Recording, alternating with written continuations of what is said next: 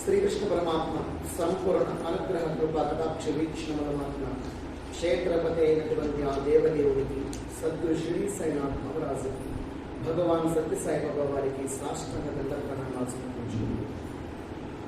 మద్గురుదేవుడు కేశవానంద స్వాముల వారికి పాద ప్రణామాలు అర్పిస్తూ శ్రీ వేదవ్యాస మహర్షుల వారికి శ్రీ శుక మహర్షుల వారికి సూత శుక శౌనకాది మహామందరికి సాష్టాంగ దండ ప్రణామాలు అర్పిస్తూ శ్రీ భగవాన్ సత్యసాయి బాబా సేవా సమితి బాబల వారికి ప్రణామాలు అర్పిస్తూ ప్రణవాత్మ పరమాత్మ స్వరూపాన్ని ఇద్దరు సస్యంచి నమస్కరిస్తూ ఈరోజు మనము 4వ రోజు శ్రీ భాగవత్ సప్తాహంలో 4వ రోజు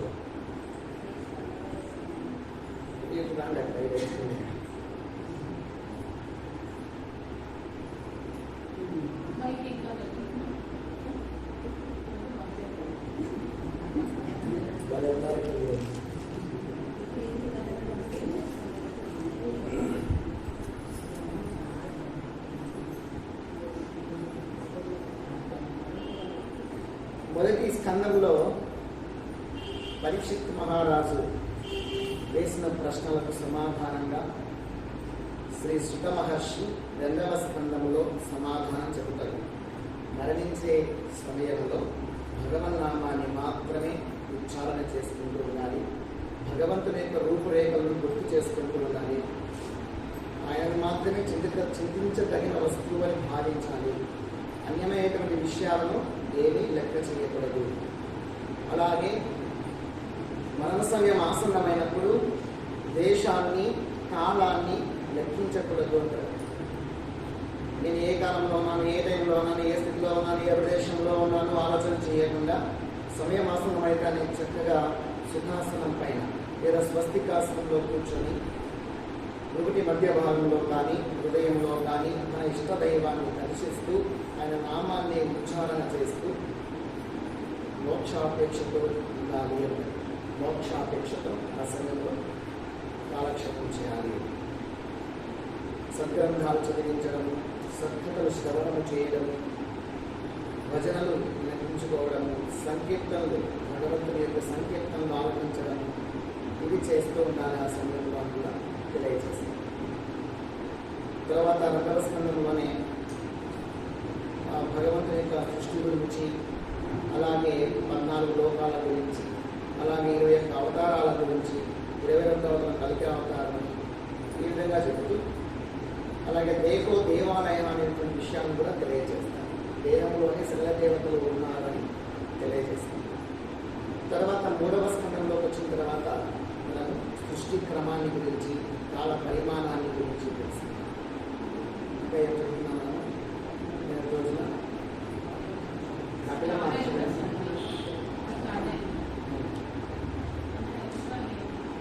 ఇది లాగేస్తుంది. ఫ్యాన్ ఎక్కువ పెట్టేస్తుంది.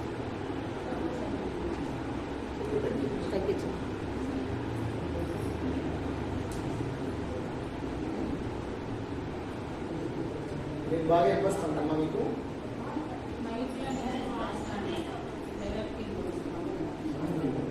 ఇక్కడ టవర్ బాగా ఉంది.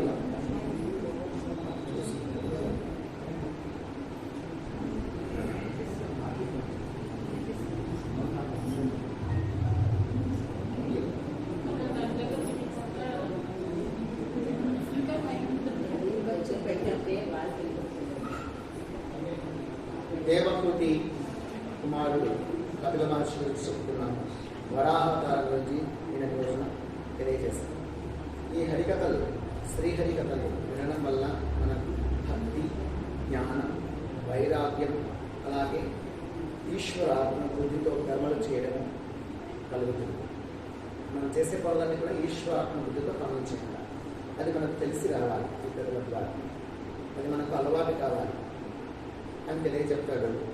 అలాగే సాంఖ్య శాస్త్రాన్ని కపిల మహర్షి, అలాగే అష్టాంగ రాజయోగ విధిని కూడా వాళ్ళ అమ్మగారికి తెలియజేస్తారు. తర్వాత తాను వెళ్ళిపోతాడు. ఆమె మోక్ష మార్గాన్ని అనుసరిస్తుంది. దేవహూతి ఎవరి కూతురు? దేవహూతి ఎవరి కూతురు? శకరూప స్వయంభూ మనువు శతరూపుల యొక్క కూతురు. కర్దమ ప్రజాపతికి భార్య.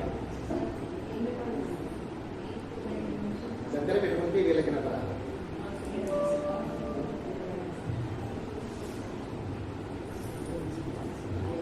ఓకేనా? ఇప్పుడు ఏం వస్తుందా? పెట్టేసుకుంటాం.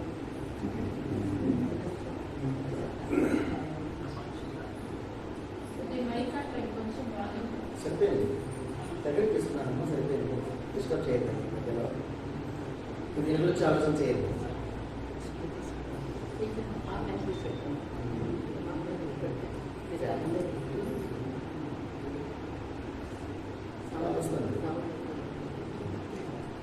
అదే సౌండ్ అది సౌండ్. తర్వాత అదే శతరూపకు మూడు కూతురు ఉంది. ఒక కూతురు దేవకృతి, రెండవ కూతురు ప్రసూతి. ఆకృతి కూడా ఉంది. ఆకృతి ముగ్గురు కూతుళ్ళు, ఇద్దరు కుమారులు. స్వయంభవ మనువుకు శతరూపము కలిగిన సంతానం ఏమిటంటే ముగ్గురు కూతురులు. ఆకృతి, దేవహూతి, ప్రసూతి. తర్వాత ఉత్తానపాదుడు, ప్రియవ్రతుడు. అని ఉత్తానపాదుడు ప్రియవ్రతుడు.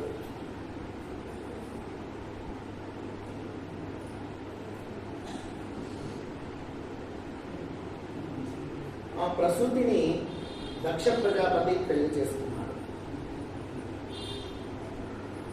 ప్రసూతి యొక్క భర్త ఎవరు అంటే దక్ష ప్రజాపతి. ఈ దక్ష ప్రజాపతి చాలా శక్తివంతుడు. మొత్తం ప్రజాపతులందరిలో కూడా శ్రేష్ఠుడుగా పేరు పొందినవాడు. చాలా నిష్ఠాగరిష్ఠుడు, తపస్సంపన్నుడు. అతడు ఒకరోజు యజ్ఞయాగాలు చేసే నిమిత్తమై మొత్తము ఒక సభ ఏర్పడి ఉంటుంది. ప్రజాపతులు, దేవతలు, మునులు, బ్రహ్మ, విష్ణు, మహేశ్వరులు వీళ్ళందరూ కూడాను అక్కడ ఆ సభలో సమావేశమై ఉంటారు.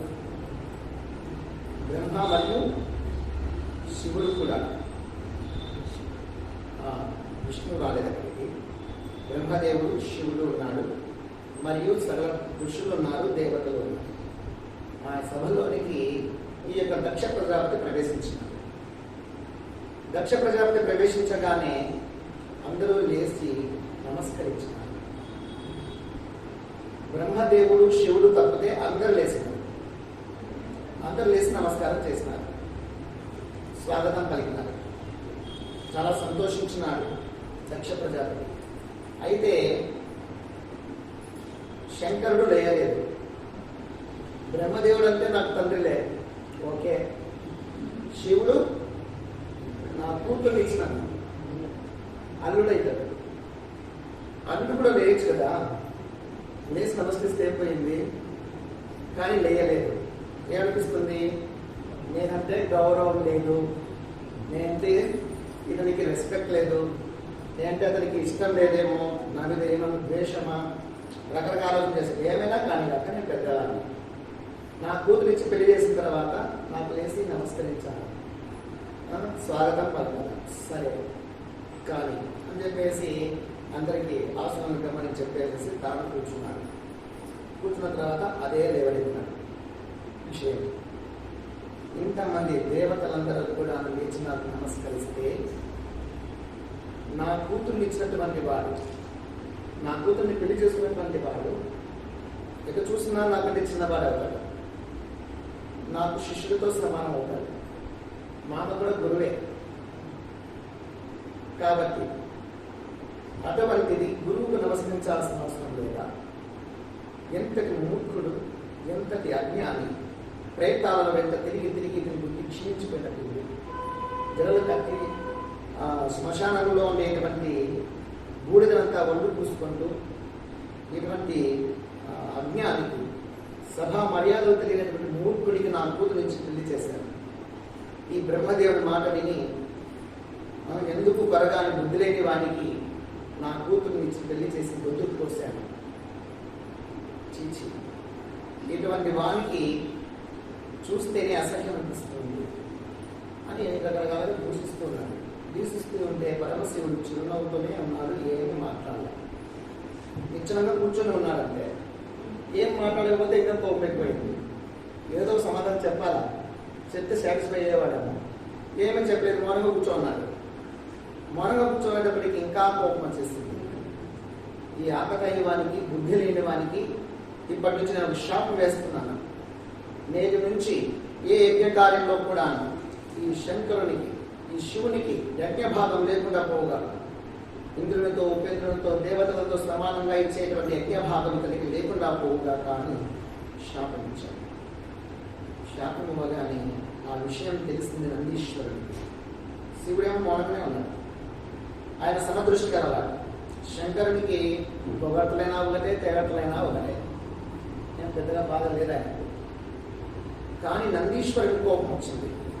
శివదూషణ చేస్తున్నాడా అని చెప్పేసి కోపం వచ్చేసి, ఓరి నీవు ఏ అహంకారంతో నువ్వు మాట్లాడుతున్నావో, నువ్వు పశువువై శివదూషణ చేస్తున్నావు కాబట్టి నీకు భవిష్యత్తులో మేకతలు వచ్చిపడుగాక అని చెప్పబడ్డాడు.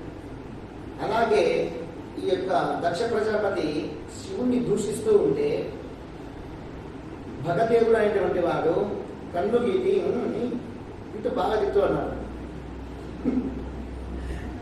అని అన్నందుకు భగదేవుడు నీ యొక్క నేత్రాలు పీకివేయబడుగాక, కన్ను గీటి మరి ప్రోత్సహించినావు కాబట్టి భగదేవుడు. అలాగే సూర్యుడు ఉన్నాడు ఆ దేవతలలో. ఆ సూర్యుడు పల్లి తీసుకుని నడినాడట శివుని దూషిస్తూ ఉంటే. అందువల్ల ఓ పురుషుడా, పురుషుడు అని కూడా అంటారు, పురుషుడు అంటారు శివుడికి, సూర్యుడికి. కాబట్టి నీ దంతాలు ఊడిపోవుగాక, నీ దంతాలు రాలగొట్టబడుగాక అని అగ్నిశాపం. ఇంతసేపు శివదూషణ జరుగుతూ ఉంటే చూస్తూ ఎంతో మంది ఋషులు, దేవతలు ఉన్నారు. వీళ్ళందరూ కూడా ఏమాత్రం ప్రతికరించకుండా ప్రోత్సహించినట్లే. కానీ వీళ్ళందరూ సుఖదుఖ కూపమైనటువంటి సంసార కూపంలో మునిగిపోదురు కాక అని నందీశ్వరుడు శాపం పెట్టాడు. దాంతో భృగు ఉన్నాడు పక్కనే, భృగు మహర్షి. ఆయన పిచ్చుకోపం వచ్చింది. పిచ్చుకోపం వచ్చేసి, ఒరే మదాంగా, మమ్మల్ందరినీ నువ్వు దూషిస్తున్నావా, మాకందరికీ శాపం పెడతావా, నా శాపం విను అని చెప్పేసి ఇతడు శాపం పెట్టాడు. శైవులందరూ కూడా బూడిద పూసుకుంటూ, రుద్రాక్షలు ధరించుకుంటూ, తిక్కలలాగా మందబుద్ధులై మతి భ్రష్టులై తిరుగుదరుగాక, వాళ్ళకు దేవునితో సమానంగా కళ్ళు సారాయి ఇష్టమవుగాక అని చెప్పేసి శాపం పెట్టాడు. అదంతా జరుగుతూ ఉంటే పరమశివుడు చూశాడు. చూసి అక్కడ ఉండలేక ఏం చేశాడు, దాని పరివారంతో లేసి వెళ్ళిపోయాడు సభలో నుంచి. అందరూ ఏమంటే వాళ్ళు వెళ్ళిపోయినారు. ఆ సభలాగా జరగలేదు, రసాభాసం చేసేసినారు. ఎవరు? దక్ష ప్రజాపతి. ఆ విధంగా వెళ్ళిపోయినారా. తర్వాత కొంతకాలానికి పరమశివుణ్ణి బ్రహ్మవేత్తలను పక్కన పెట్టేసి వాజపేయి యజ్ఞం చేశాడు ఎవరు? దక్షుడు. తర్వాత కొంతకాలానికి బృహస్పతి యజ్ఞం చేయగలబట్టినాడు. బృహస్పతి యజ్ఞం, ఆ యజ్ఞం పేరు బృహస్పతి యజ్ఞం. ఆ బృహస్పతి యజ్ఞం చేయడం కోసం అని చెప్పేసి సకల దేవతలను ఆహ్వానం చేసినాడు. ఋషీశ్వరులను అందరినీ ఆహ్వానం చేశారు. వీళ్ళు కాదనుకుంటే ప్రతి ఒక్కరిని పిలిచొచ్చినారు. కానీ పరమశివుని మాత్రం పిలవలేదు. ఈ కథ మీకు తెలిసిన విషయమే. దక్ష యజ్ఞం అనేటువంటి యజ్ఞవాడు. అప్పుడు దేవతలందరూ వెళ్తూ ఉన్నారు, ఆకాశ మార్గంలో సంచరిస్తూ ఉన్నారు. అప్పటికి పార్వతీ పరమేశ్వరులు కాస్త మనస్పర్ధలు ఉన్నాయి. మనస్పర్ధలు అంటే మనస్పర్ధలు కావు, కానీ పార్వతీ మాత, పార్వతి కాదు, సతీదేవి. సతీదేవికి పరమశివుడు భార్యగా స్వీకరించలేకపోతున్నాడు. ఎందుకు స్వీకరించలేకపోతున్నాడో గుర్తుందని తెలుస్తుందా? ఐడియా ఉందా లేదా? మీకు ఒకటి చెప్తాను. అది బృహస్పతి యజ్ఞం. శ్రవణం అంటే యజ్ఞమే. శ్రవణం అంటే యజ్ఞం అని అర్థం. సరే, ఈ సతీదేవి పరమశివుడు ఇద్దరి మధ్య కూడాను ఒక అవగాహన అనేది సరిగా లేకుండా ఉంది. కారణం ఏమిటంటే, ఒకరోజు భూలోకంలో అగస్త్య మహర్షి ఆశ్రమానికి పార్వతీ పరమేశ్వరులు ఇంతమంది వచ్చి ఉన్నారు. నేను పార్వతీమతి అంటున్నాను, సతీదేవి, సతీ శంకరులు వచ్చేసి చాలా కాలం ఆశ్రమం తిరిగి వస్తున్నారు. అలా వస్తూ ఉన్నప్పుడు మార్గ మధ్యంలో నందీశ్వరుని మీద కూర్చొని వస్తున్నారు ఇద్దరు.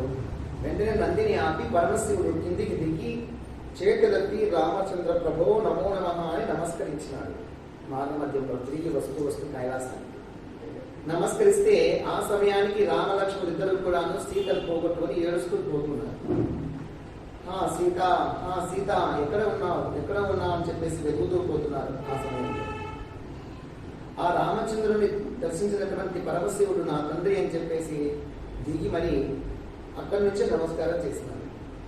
పార్వతి మాత అట్లాగే నంది దగ్గర కూర్చోండి. ఏంటి స్వామి, ఎవరికి నమస్కరిస్తున్నావు అన్నది.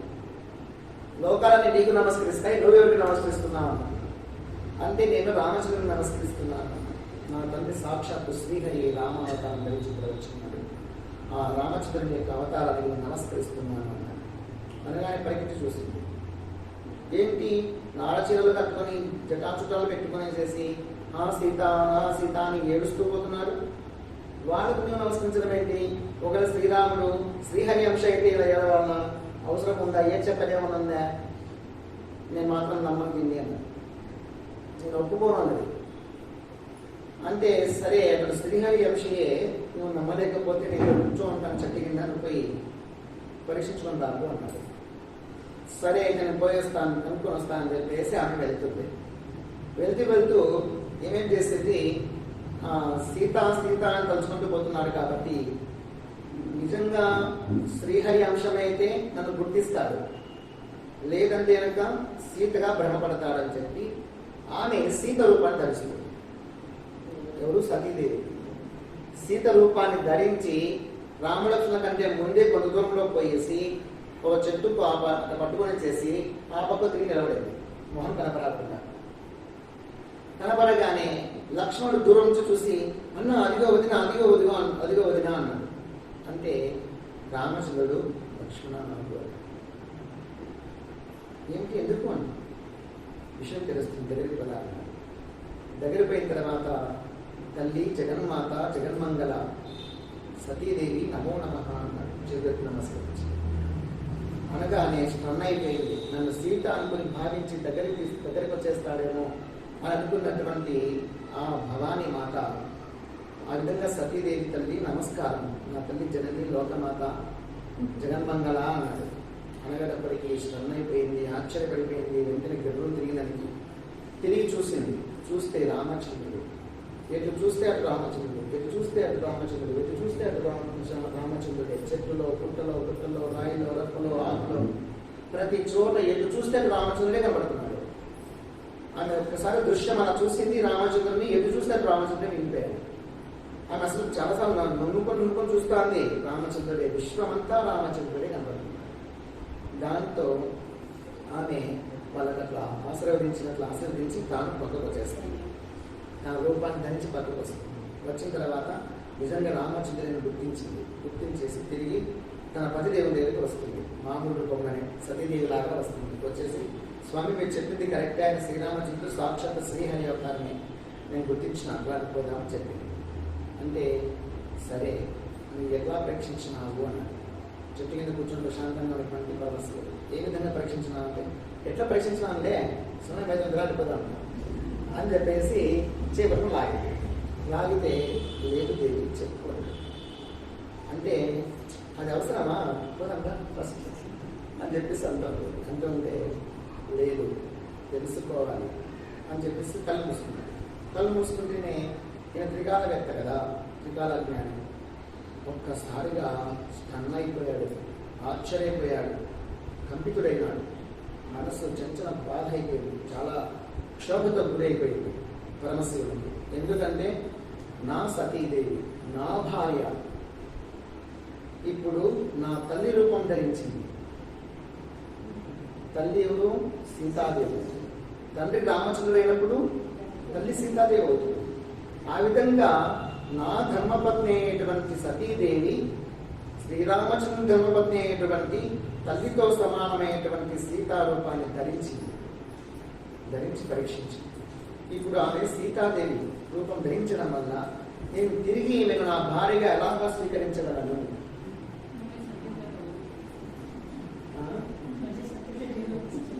వచ్చినా కానీ కాక ఆ భావాలు, ఆ రేఖలు ఆమె నిలిచిపోయింటాయి.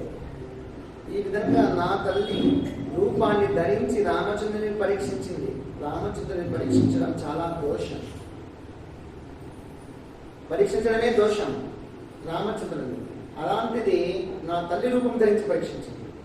ఇప్పుడు ఈమె నాకు తల్లితో సమానము అని స్వీకరించేస్తాను, తల్లితో సమానం భావించేస్తున్నాడు. ఇంకా అప్పటి నుంచి ఆమెతో దూరంగానే ఉంటున్నాడు. విషయం చెప్పాడు బయటికి. ఆమెకేమో ఇంతకుముందు ఎప్పుడు కూడాను తండ్రికి ఇష్టం లేకపోయినా, దక్ష ప్రజాపతికి ఇష్టం లేకపోయినా పరమశివుని ఇష్టపడి వచ్చి పెళ్లి చేసుకున్నది కాబట్టి పరమశివుడు చాలా ప్రాణంగా చూసుకుంటున్నాడు. నన్ను నమ్మి వచ్చింది కాబట్టి ఎంత ప్రాణంగా అంటే ఆమె తినిపించని తిన్నాడు. ఎప్పుడు ఒళ్ళోనే కూర్చోబెట్టుకుంటాడు. చేతుడు భుజం మీద ఉండాల్సిందే. పార్వతీమాతకు ఆ సతీదేవి ఇలా భుజం మీద చేసుకునేసి ఏది తెచ్చినా ఏది తిన్నా ప్రతి విషయంలో కూడా ఆమెతోనే పంచుకుంటూ ఉంటాడు. ప్రాణంగా ఉంటున్నారు. ఇప్పుడు ఒకరిలో ఒకరై ఉన్నారు. అంతటి అవినాభావ సంబంధం, అంత అనురాగంతో ఉన్నటువంటి స్థితి ఏమైపోయినది ఇప్పుడు బ్రేక్ అయిపోయింది. ఇద్దరు కలిసి కైలాసానికి పోయారు. మౌనంగానే ఉంది, మౌనంగా వెళ్ళిపోయారు ఇద్దరు. కైలాసం పోయిన తర్వాత యథావిధిగా తన దగ్గరికి తీసుకోవడం లేదు. ఆయన దగ్గరికి రావాలని ఇష్టం ఉంటుంది, కానీ ఈయన స్వీకరించడం లేదు. కళ్ళు మూసుకొని కూర్చుంటాడంటే సమాధిలోకి వెళ్ళిపోతాడు. ఆ విధంగా దాదాపుగా 100 సంవత్సరాల సమాధిలో వెళ్ళిపోయాడు. సమాధిలోకి వెళ్ళిపోయాడు పరమశివుడు. ఆమె రోజు కాచుకొని ఉంటుంది. ఇంకా లేస్తాడు అని చెప్పేసి పండ్లు, కాయలు, కందమూలాలు, జలములు, పువ్వులు అన్నీ తెచ్చి పెట్టుకునేసేసి తాను చక్కగా అలంకరణ చేసుకుని పాదాల దగ్గర కూర్చునేసి పరమశివుని చూసుకొని ఉంటుంది. సంవత్సరాలు గడిచిపోయినాయి. తర్వాత కొంతకాలానికి పరమశివునికి స్పృహ వచ్చింది. వచ్చిన తర్వాత ఆమె సంతోషించింది. కన్నుసుకున్నాను చూడాలని చూస్తారు కదా అని చెప్పేసి సంతోషించింది. మామూలుగా ఉంటున్నారు ఇప్పుడు, అంటే మామూలుగా అంటే దూరమే, దగ్గరికి తీసుకోవడం లేదు. ఆమె చాలా నరకంగా ఉంది. బాగా మాట్లాడించే వాళ్ళు మాట్లాడించకపోతే నరకమే. ఏమన్నా నేను నరకాల్సిన అవసరం లే, దంబాలతో పోయాల్సిన అవసరం లే. భార్యాభర్తల మధ్య అనుబంధం అనేది ఎంతో దగ్గర సంబంధం. ఒకరిలో ఒకరై ఉండేటువంటి సంబంధం. ఏదైనా మనస్పర్ధ వచ్చి ఒక చిన్నగా ఏదైనా బాధ అయినా ఒకరి నుంచి ఒకరి బాధ కలిగినా వెంటనే అదే చాలాసార్లు గుర్తుకు వస్తూనే ఉంటుంది. వాళ్ళే గుర్తుకొస్తూ ఉంటారు, వాళ్ళే గుర్తుకొస్తూ ఉంటారు. దాన్ని విస్మరిద్దామన్నా విస్మరించడానికి కాదు. ఇంకా పార్వతీమాతకు అది ఇంకా ఎక్కువ క్షోభ కలిగిస్తుంది. సతీదేవికి తనకు కూడా అనిపిస్తోంది, ఇన్నాళ్ళు నేను చాలా ప్రేమగా చూసుకున్నాను, ఇప్పుడు నేను దూరం పెడుతున్నాను, నేను ఎంతో బాధపడుతూ ఉంటుంది అని చెప్పేసి ఏం చేశాడు, సతీదేవిని పిలిచి ఒక ఆసనం వేసి కూర్చోబెట్టేసేసి శ్రీహరికథలు చెబుతూ ఉన్నాడు. అలా శ్రీహరికథలు చెబుతూ ఉంటే ఆమె వింటూ ఉంది. కనీసం మాట్లాడుతున్నాడు కదా చెప్తుంది. కానీ ఎన్ని కథలు చెప్తే ఏం లాభం? భర్త తన భార్యను దగ్గరికి తీసుకున్నంత సంతోషము, సంతృప్తి, సౌఖ్యము వస్తాయా? కథలు చెప్తా కూర్చుంటే ఆమె బోర్ కొడుతుంది. ఇట్లా బోర్ కొడుతుంది అని చెప్పలేదు, దూరం పోలేదు, అది సంతృప్తి కలిగించడం లేదు. అలాంటి స్థితిలో పైన దేవతలు పోతూ ఉంటే అలా బయటకు వచ్చేసి విమానాల్లో పోతుంటే ఎక్కడికి వెళ్తున్నారని అడిగింది. అడిగితే ఎక్కడికి మీ ఇంటికే అన్నారు. అంటే ఏంటి? దక్ష ప్రజాపతి ఇంటికి. ఏమి విషయము అన్నది మారుతి సతీదేవి. అంటే మీకు తెలియదా, మీకు మీ నాన్నగారు యజ్ఞం చేపట్టినారు, బృహస్పతి యజ్ఞం. ఆ యజ్ఞాన్ని మమ్మల్ని అందరినీ ఆహ్వానించినారు, అందుకే వెళ్తున్నాము, మీరు కూడా రండి అన్నారు. నాకు కూడా పిలిచినారు, మేము వస్తాం అని చెప్పేసి వాళ్ళని పంపించేసింది వస్తాం లేదు. వాళ్ళు వెళ్ళిపోయిన తర్వాత పరమశివుని దగ్గరికి వచ్చేసి స్వామి అన్నది. అంటే చెప్పుదేవి అని, ఈ విధంగా మా నాన్నగారు యజ్ఞం తలపెట్టినారంట, నాకు కూడా చాలా రోజులైంది, పోవాలనిపిస్తుంది, ఇంట్లో వాళ్ళందరినీ చూడాలనిపిస్తుంది, ముఖ్యంగా మా అన్నగారంతా యజ్ఞానికి వస్తారు, వాళ్ళందరినీ కూడా నాకు చూడాలనిపిస్తుంది, మా అమ్మని చూడాలనిపిస్తుంది, చాలా రోజులైంది కదా, పోయేద్దామా అంటే పరమశివుడు ఆమె యొక్క విషయాన్ని అంతరంగాన్ని అర్థం చేసుకున్నాడు. ఎందుకంటే ఇన్నాళ్ళు ఎప్పుడే కానీ ఏనాడే కానీ పుట్టింటికి పోవాలన్న మాట లేదు. ఎందుకంటే అంత సంతృప్తి భర్త దగ్గరే దొరుకుతూ ఉంది. భర్త దగ్గర సంపూర్ణంగా సంతృప్తి ఉన్నప్పుడు తల్లిదండ్రులు ఎప్పుడు చూడాలన్న మనిషి రాదు. ఇక్కడే పరిపూర్ణంగా తృప్తిగా ఉన్నప్పుడు భర్త దగ్గర ఇంకా పుట్టింటికి పోవాలనే ఆశ రాదు. కానీ ఇప్పుడు అడుగుతుంది అంటే మీకు నా దగ్గర ఆమెకు కావాల్సిన సంతోషం లభించడం లేదు. కనీసం అట్లయినా ఒక సంతోషంగా ఉందామనేటువంటి ఆలోచన వస్తుంది. గుర్తించిన కానీ చెప్పాడు,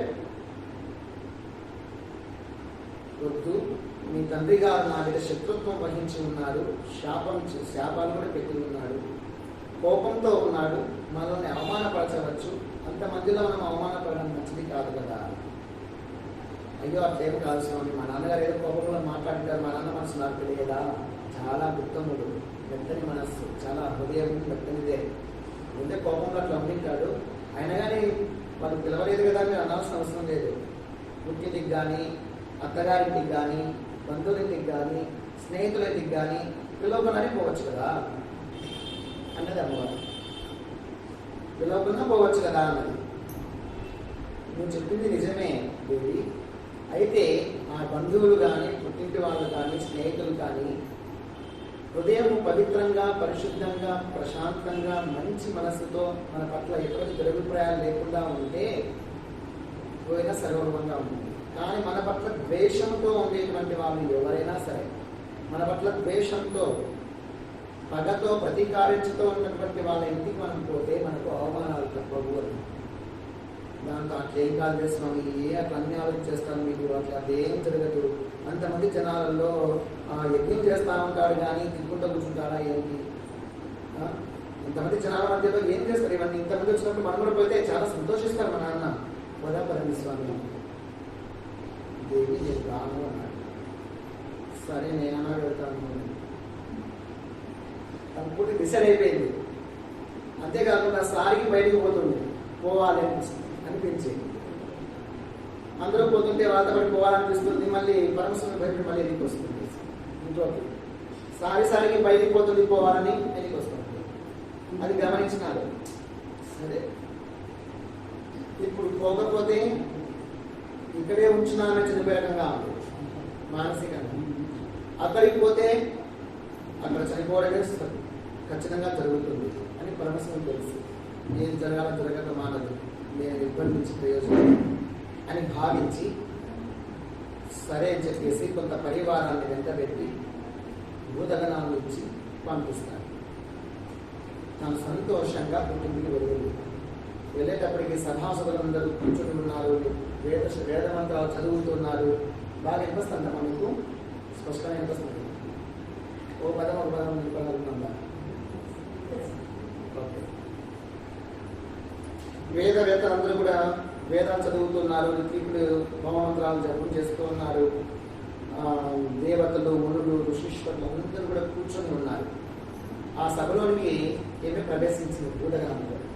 ప్రవేశించగానే తల్లి మరియు తన సోదరి మనులు వచ్చి హృదయానికి హత్తుకున్నారు, కౌలించుకున్నారు, ఊరుగొబ్బరు ఏడ్చుకున్నారు, సంతోషపడ్డారు. ఇంకా తప్పితే ఇంక ఎవరే కానీ వాళ్ళను మాట్లాడించలేదు. ఆమె తండ్రి గుసగుసలాడినాడు. ముందు సభలో ఆమెను నిందించినాడు. నీవు అసలు ఎందుకు వచ్చి యజ్ఞాన్ని పాప పంకిలం చేస్తున్నావు అన్నాడు. ఒక శ్మశాన వాసుడు, రుద్రాక్షధారి, సర్పాలను ధరించేటువంటి వాడు, మూర్ఖుడు, అజ్ఞాని, మందమతి అయినటువంటి పరమశివుని పెళ్లి చేసుకొని వాని అడుగులకు మడుగులు వత్తుతున్న పాపానికి నేను ఎప్పుడో వెలేసినాను. అతనితో నీవు సహజీవనం చేసినప్పటి నుంచి నాకు ఎప్పుడో దూరం అయిపోయినావు. ఇంకా నేను నిన్ను కూతురుగా స్వీకరించలేను. ఇంకా నీవు వచ్చి ఈ యొక్క యజ్ఞబాలికను అపవిత్రం చేస్తున్నావు. నీచురాలా, ఇక్కడి నుంచి వెళ్ళిపో అన్నాడు. అంతేకాకుండా ఆ పరమశివుని పదే పదే దూషిస్తున్నాడు. శ్మశానవాసులని, జటాధారులని, అజ్ఞాని అని, మందమతి అని దూషిస్తూ ఉన్నాడు. అలాగే యజ్ఞభాగాలు చూసింది. దేవతలందరికీ ఆవిర్భాగాలు ఉన్నాయి, పరమశివునికి ఆవిర్భాగం లేదు. అది దేవతలందరికీ తెలుసుకుంటుంది. ఎవరెవరికి ఏ యజ్ఞభాగం ఉందని తెలుస్తూ ఉంటుంది. పరమశివుని యజ్ఞభాగం దగ్గర ఆ ప్లేస్లో లేదు, పరమశివుని యజ్ఞభాగం లేదు. దాంతో చాలా కోపం వచ్చేసింది. ఇంతమంది ఋషులను, ఇంతమంది దేవతలను ఆహ్వానించి అందరి మధ్యలో నా పతి దేవునికి యజ్ఞభాగం ఇవ్వకుండా అవమానం చేశారు. రెండోది వచ్చేసి, నీవు నా భర్తను, లోకాధీశ్వరుణ్ణి, సర్వేశ్వరుణ్ణి, పరమశివుణ్ణి, శుభకరుణ్ణి, శంకరుణ్ణి నా ముందరే దూషిస్తున్నా అనరాని మాటలు అంటున్నా. తద్వారా నాకు చాలా బాధ అవుతుంది. నా దేవుడు ఎవ్వరికి ఏమాత్రం హాని కలిగించేవారే కాదు, ఎంతసేపు నా మేలే చేస్తాడు. అటువంటి శుభకరుడైనటువంటి శంకరుణ్ణి ఇంతగా దూషిస్తున్నందువల్ల నీలాంటి శివదూషకుని కడుపులో పుట్టిన పాపానికి ఈ దేహం నాకు ఉండాలనుకోవడం లేదు. ఈ దేహం నశించిపోవాలనుకుంటున్నాను. కాబట్టి ఇప్పుడే నా దేహాన్ని త్యాగం చేస్తున్నానని చెప్పేసి ఆ యజ్ఞగుండంలో తాను చేస్తున్నాడు. హాహాకారాలు వేసాయి. అందరూ భయపడిపోయారు. దేవతందరూ కూడాను అయ్యో ఏం ఇట్లయిపోయింది అని చెప్పేసి, యజ్ఞం అంతా భగ్నమైపోయింది అని చెప్పేసి అందరూ హాహాకారాలు చేస్తూ ఉంటే ఆ వెంట వచ్చినటువంటి భూతగణాలు ఉన్నారు కదా, వాళ్ళు విరుచుకోబడ్డారు. దేవతల మీదకి, ఋషుల మీదకి పడుతూ ఉంటే భృగు మహర్షి ఉన్నారు కదా, భృగు మహర్షి వాళ్ళు శంకరునికి వ్యతిరేకమేమో కాబోదు. భృగు మహర్షి ఏం చేశాడు, వెంటనే కొన్ని మంత్రాలు చదివి అభిచారోపమం చేశాడు. అభిచారోపమం చేసి చంద్రలోకంలో ఉండేటువంటి కొంతమంది సైన్యాన్ని బయట తీసుకొచ్చారు. యజ్ఞమంచి గుర్తుకొచ్చారు. అనేక మంది వేల కొద్ది వచ్చేసారు సైన్యాన్ని. చంద్రలోకం నుంచి అక్కడ తీసుకొచ్చారు. హోమంలో వచ్చి సరసర త్రిశూలం వచ్చినారు బయటికి. అందరూ వచ్చేసి భూతగణాన్ని తరిమికొట్టారు. భూతగణాలను తరము కొడితే భూతగణాలన్నీ కూడా పరిగెత్తుకుంటే వెనక్కి వచ్చేసాయి. అప్పుడు పరమశివునికి తెలిసి చాలా కోపించి తన జటాజూటాన్ని పెకిలించి నేల తీసుకొట్టాడు. కొడితే ఒక పెద్ద నల్లని శరీరంతో దృఢకాయుడైనటువంటి త్రినేత్రాలు కలిగినటువంటి, త్రినేత్రాలు ఉన్నాయి, త్రిశూలం, ఖడ్గము, ధనుస్సు పట్టుకొనేసేసి ఈ జటలు ఉన్నాయి కదా, ఆ జటలు పుట్టినటువంటి రుద్రునికి వీరభద్రుడు అంటారు. ఇవన్నీ మంటలు లేస్తున్నాయి అసలు జడలో నుంచి మంటలు వస్తున్నాయి. ఎర్రని నిప్పులు కప్పుతూ ఉన్నటువంటి నేత్రాలతో శివుని ప్రత్యక్షమయ్యి తండ్రి ఆనా అన్నాడు. అనగానే నీకు సకల శక్తులు ఇస్తున్నాను, భూతగణాలను వెంట పెట్టుకొని పోయేసి దక్షిణ ధ్వంసం చేయాలి, దక్షిణ యజ్ఞాన్ని ధ్వంసం చేయాలి అనగానే విపరీతమైన శక్తులు వచ్చేసాయి. భూతగణాన్ని వెంట పెట్టుకొనేసేసి తన దక్ష ప్రజాపతి వ్యక్తి బృందానికి వచ్చేసారు. వచ్చేసి చాలా ధ్వంసం సృష్టించినారు, విధ్వంసాన్ని సృష్టించినారు. అప్పుడు ఈ భృగు మహర్షి అడ్డం పడితే భృగు మహర్షిని తప్పి బంధించేసి ఈ భృగు మహర్షి ఏం చేశాడు, ఇలా గడ్డము మీసాలు దువ్వుతూ ఇలా దువ్వుకుంటూ ఇట్లా తిప్పుతూ కొన్ని శాపాలు పెట్టాడు కదా భృగు మహర్షి. ఆ కోపంతో అప్పుడే నందీశ్వరుడు చెప్పింటాడు, నీ గడ్డం మీసాలు పీకి పడేస్తారు భవిష్యత్తులో అని. నందీశ్వరుని శాపం. దాంతో ఆ గడ్డం పట్టుకొని పీకి పడేశాడు, గడ్డాన్ని మీసాలు మొత్తం పీకి పడేశాడు ఎవరు, వీరభద్రుడు. అలాగే భగదేవుని యొక్క రెండు కళ్ళు పీకి పడేశాడు. ఎందుకంటే కన్ను గీటి ఈ యొక్క దక్షుణ్ణి ప్రేరేపించినారు కాదు. అలాగే సూర్యుడు కనబడతాను, సూర్యుని కట్టి బంధించి కాళ్ళతో దంతే పళ్ళు ఇరిగిపోయాయి. ఆ కాళ్ళకు ఉండేటువంటి చెప్పులు మామూలు కాదు, ఆవుపళ్ళు ఉంటాయి కదా, అవి బంగారుది వేసుకోవట్టే ఇక్కడ పళ్ళు ఇరిగిపోయినట్లే. దాంతో సూర్యుడు పనులు లేకుండా సూర్యభగవానుడు. ఆ విధంగా ఎవరెవరికి ఏమేమి శిక్షించాలని శిక్షించి ఆ యొక్క దక్ష ప్రజాపతి దగ్గరికి వచ్చాడు. దక్ష ప్రజాపతి అంతలోనే శ్రీ మహావిష్ణువు శరణు వేడినాడు. శ్రీ మహావిష్ణువు లేచాడు. లేచి యుద్ధానికి వస్తుండగానే వీరభద్రుడు ఒక దుంకు దుంకాడు మహావిష్ణువు దగ్గర. దుంకి పాదాలకు నమస్కారం చేశాడు. నమస్కారం చేసి, శ్రీహరి నీకు చెప్పే అంత శక్తి నాకు లేదు, నీకు తెలియని విషయం అంటూ లేదు. ఇతడు పరమశివుణ్ణి అవమానించినాడు, అతని భార్య చావుకు కారణమయ్యాడు. హవిర్భాగాలు ఇవ్వకుండా లోక కళ్యాణకారకుడైనటువంటి పరమశివునికి అన్యాయం చేశాడు, అవమానపరిచినాడు. ఇటువంటి వాడు వధాన్యుడు, వధించదగ్గవాడు. మీరు కూడా యుద్ధానికి అతనికి సపోర్ట్ చేస్తామంటే చక్కగా యుద్ధం చేయొచ్చు. అంటే నేను ధర్మాన్ని పోషిస్తాను, నేను యుద్ధం చేయని చెప్పి కూర్చున్నాను. శ్రీహరి నేను యుద్ధం చేయని చెప్పేసి కూర్చొనిస్తాను. నా లోపల ఈ దక్ష ప్రజాపతి పారిపోయినాడు, ఎక్కడో పోయి తాకున్నాడు. మళ్ళీ తాను వీరవిహారం చేసుకుంటూ కల్పన కట్టినట్టుగా నవ్వుతూ పోతున్నాడు వీరభద్రుడు.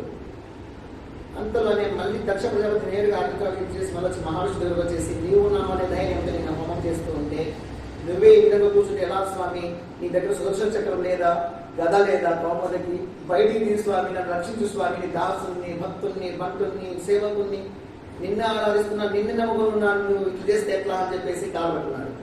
అవునా దక్ష సరే అని చెప్పేసి మళ్ళీ లేచాడు. లేచి సుదర్శన చక్రాన్ని ఇలా తీసుకుని వేసాడు.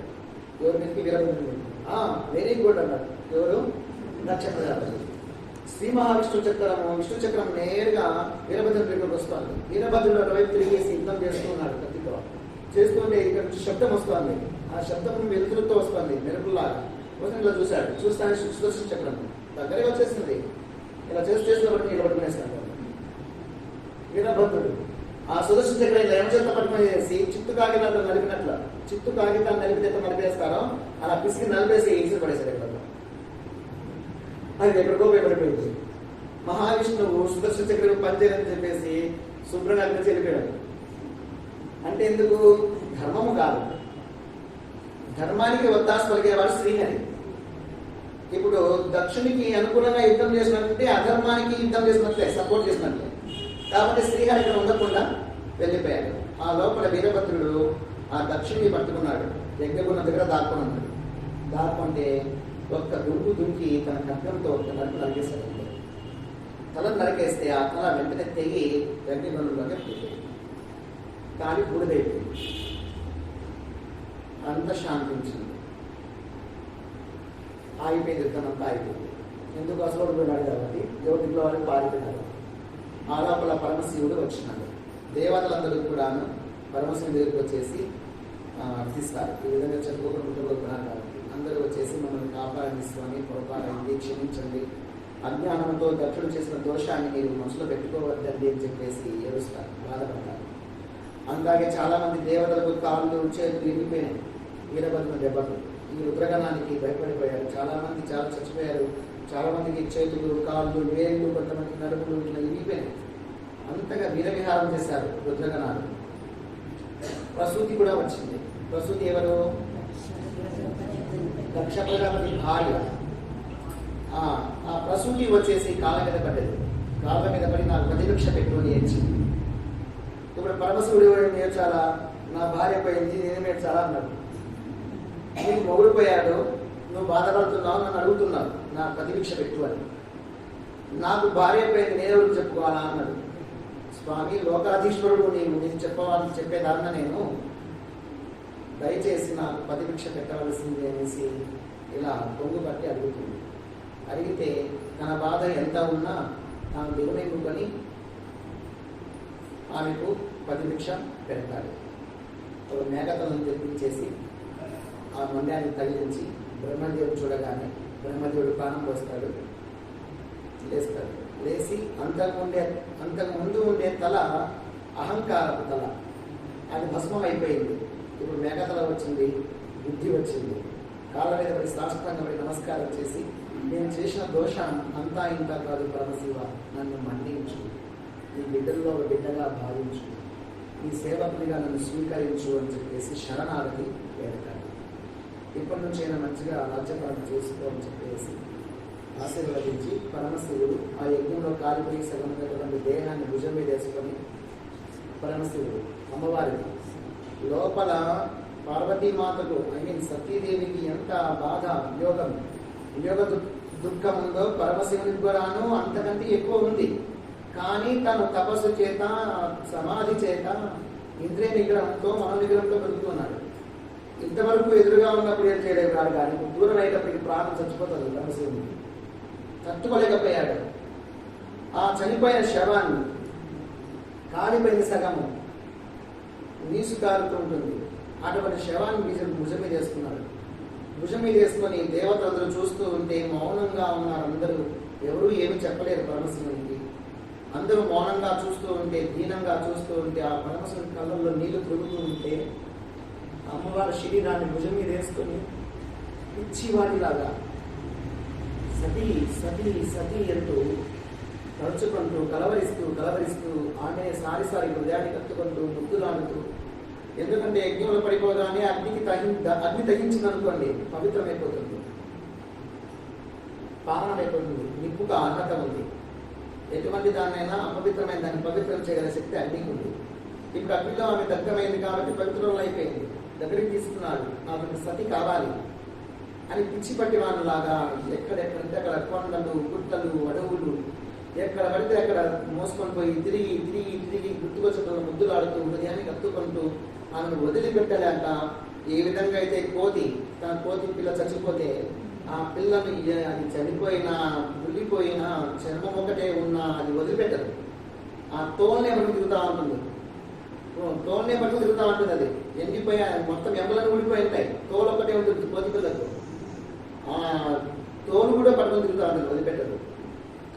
ఆ విధంగా పరమశివుడు అన్ని లోకాలు తిరుగుతున్నాడు, పిచ్చి పట్టున్నాడు. తిరిగి కైలాసం పోయి తన కైలాసంలో ఆమెతో నాట్యం చేస్తున్నట్టు గతంలో అదంతా గుర్తు చేసుకొని ఆమెలో నిలబెట్టే ప్రయత్నం చేస్తాడు. పడబోతుంటే పట్టుకుంటాడు, నిలబెట్టే ప్రయత్నం చేస్తాడు, వీధికి వస్తుంటే హత్తుకుంటాడు. ఈ విధంగా ఆమెతో నాట్యం చేయాలని చెప్పేసి నాట్యం చేస్తూ అనే వ్యక్తి గర్భంగా తిరుగుతాడు. ఇలా రోజులతో పట్టుకొని చేసి ఈయన ఇట్లాగే అంటే పిచ్చి పట్టి మనలాగా ఉంటాడని చెప్పేసి మహావిష్ణువు సుదర్శన చక్రాన్ని వదులుతాడు. వదిలితే ఇలా పైకి ఎత్తి తిప్పేటప్పుడు సుదర్శన చక్రం పోయేసేసి 18 ముక్కలుగా విభాగిస్తుంది ఆ అమ్మవారి దేహాన్ని. ఆ 18 ముక్కలు కూడా తెగిపోయేసి చేతుల్లోంచి జారిపోయేసేసి 18 ప్రదేశాల్లో మన భారతదేశంలోనే పడ్డాయట.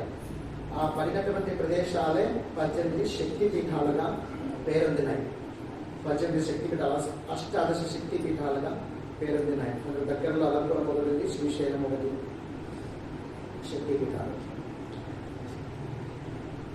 పిఠాపురం కూడా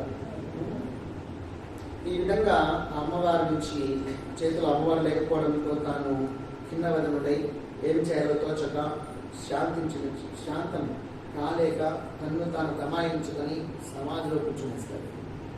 అలా కూర్చొని సమాధిలోకి వెళ్ళిపోతాడు. తర్వాత ఈ పార్వతీమాత సతీదేవి తాను అగ్నిగుండంలో దూకే ముందే ఒక కోరిక కోరుకుంటుంది.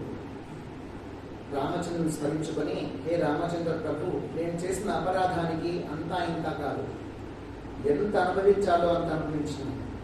నీ దయా దాక్షిణ్యాలు నా మీద కురిపిస్తూ మళ్ళీ జన్మంతూ ఉంటే నాకు నా పరమశివుడే, నా మహాదేవుడే భర్తగా అనుగ్రహించు అని చెప్పేసి ఆ రామచంద్రుని స్మరించుకొని తాను దూకుంటుంది.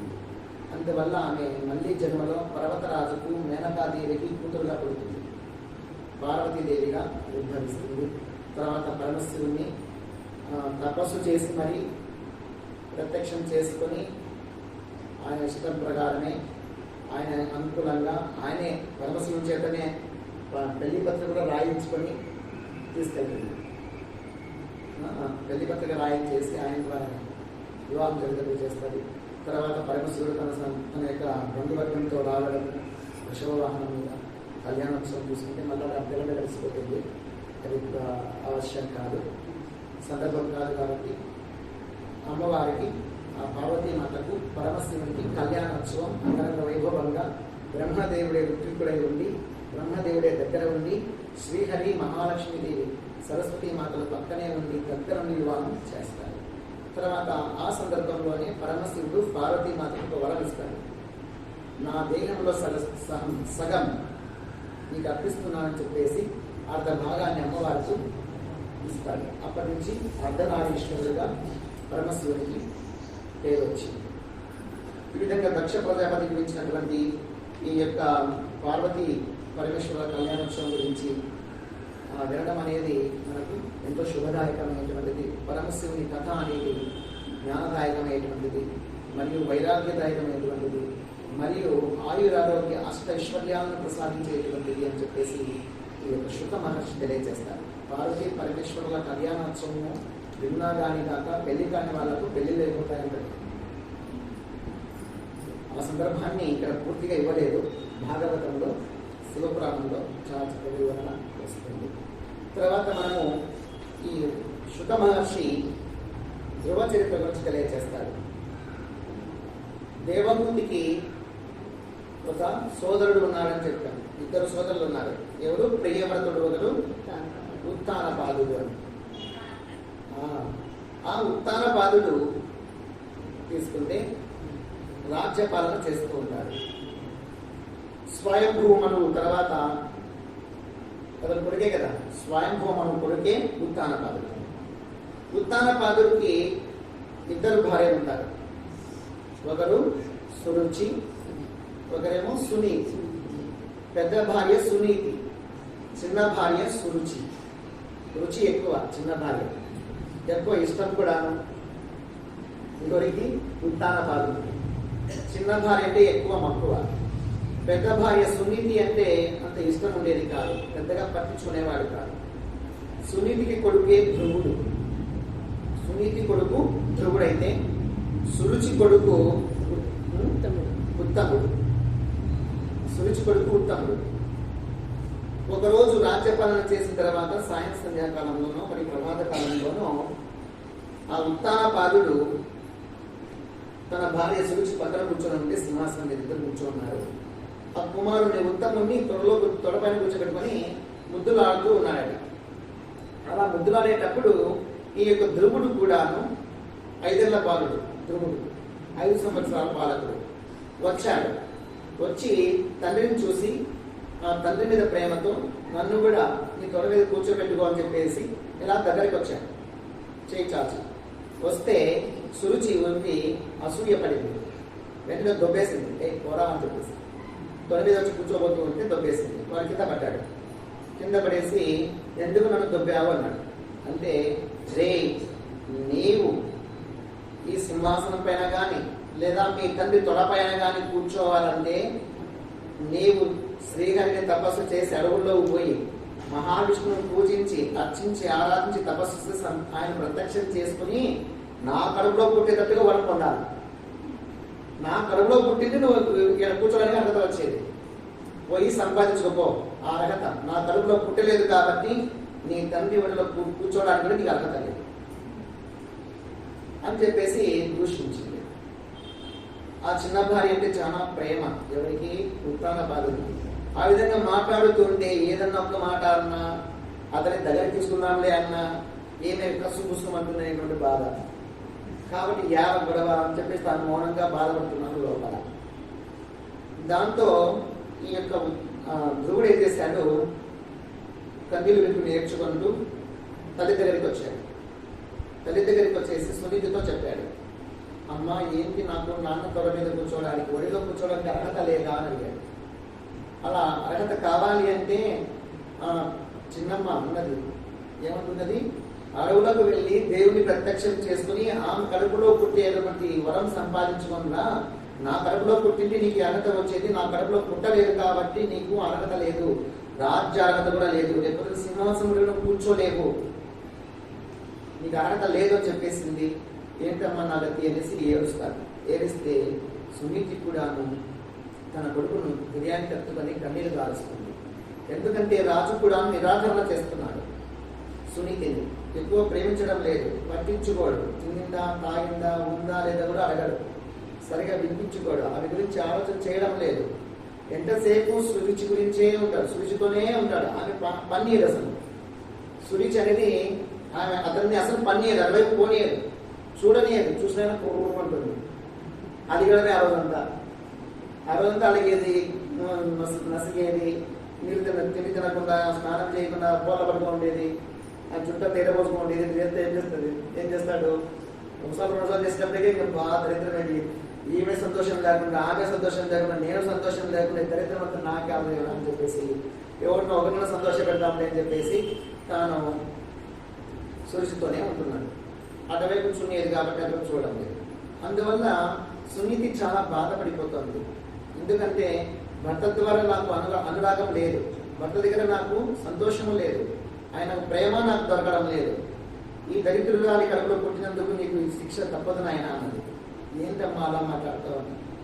అవును తండ్రి, నీవు కూడా నీ తల్లి తొడమైన కూర్చోవాలంటే, రేపు పొద్దున సింహాసనం మీద కూర్చోవాలంటే ఖచ్చితంగా తపస్సు చెయ్యి, అడవులకు వెళ్ళు, శ్రీహరిని తపస్సు చెయ్యి, శ్రీహరిని ప్రత్యక్షం చేసుకో, వరం సంపాదించుకో, సకల భూమండలాన్ని నువ్వే పరిపాలించుకున్నాడు. సరే తల్లి అని చెప్పేసి తల్లి చెప్పినందుకు 5 ఏళ్ల బాలకుడు తల్లి దగ్గర పాద నమస్కారం చేసి ఆశీర్వాదం తీసుకుని అరణ్యాల్లోకి వస్తాడు. నగరం దాటి బయటకు వచ్చేస్తాడు. బయటకు వచ్చేసి నది అరణ్యంలో పోతూ ఉంటాడు. పోతూ ఉంటే ధ్రువుడు పోయే విషయాన్ని పైన ఆకాశ మార్గంలో పోతున్నటువంటి నారద మహర్షి చూస్తాడు. చూసి అతని దగ్గరికి వచ్చి చాలా సంతోషించి, ఎక్కడికి వెళ్తున్నావంటే నేను తపస్సుకు వెళ్తున్నా అంటాడు. ఎవరు? ధ్రువుడు. 5 సంవత్సరాల బాలకుడు. తపస్సుకు వెళ్తున్నా అంటే, ఈ అరణ్యంలో నువ్వు తపస్సు చేస్తావా? ఈ ముక్కుపచ్చని పిల్లవాడి నీకెందుకు తపస్సు అంటాడు. లేదు, నా కోరిక నెరవేరవలసిందే, నా తండ్రి ఒడిలో కూర్చోవడానికి అర్హత సంపాదించుకోవాలి, నేను రాజ్యపాలన దక్షిణగా తయారు కావాలి, అందుకు నేను శ్రీహరిని దర్శించే తీరాలి, మా అమ్మ కూడా చెప్పింది, కాబట్టి నన్ను పోనివ్వండి, అడ్డం పెట్టండి, నాకేమి చెప్పద్దండి, నాకు ఇంకేమి చెప్పాలన్నా చెప్పినా వినను, నేను వెళ్ళవలసింది తపస్సు అని చెప్పేసి వెళ్ళిపోతున్నాను. అతనిలో ఉండే పట్టుదలను గుర్తించినటువంటి నారద మహర్షి అతన్ని ఎడబెట్టేసి ఒక చెట్టు కింద బండను చూపించేసి ఇక్కడ కూర్చోమని చెప్పేసి, అది మధువనం అని ఉంటుంది. మధువనం యమునా నది తీరాన. ఆ మధువనంలో ఒక చెట్టు కింద కూర్చోబెట్టేసేసి, ఓం నమో భగవతే వాసుదేవాయ, ఓం నమో భగవతే వాసుదేవాయ, ఓం నమో భగవతే వాసుదేవాయ అనేటువంటి ద్వాదశాక్షరి మంత్రాన్ని ఉపదేశం చేస్తారు నారద మహర్షి.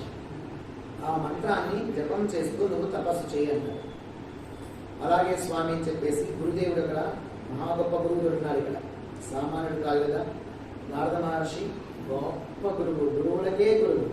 అటువంటి గురువు దొరికితే ఇంకా ఎవరైనా పరమాత్మ దర్శిస్తారు. సంతోషించి తాను తపస్సు కూర్చున్నాడు. ఒక నెల రోజుల పాటు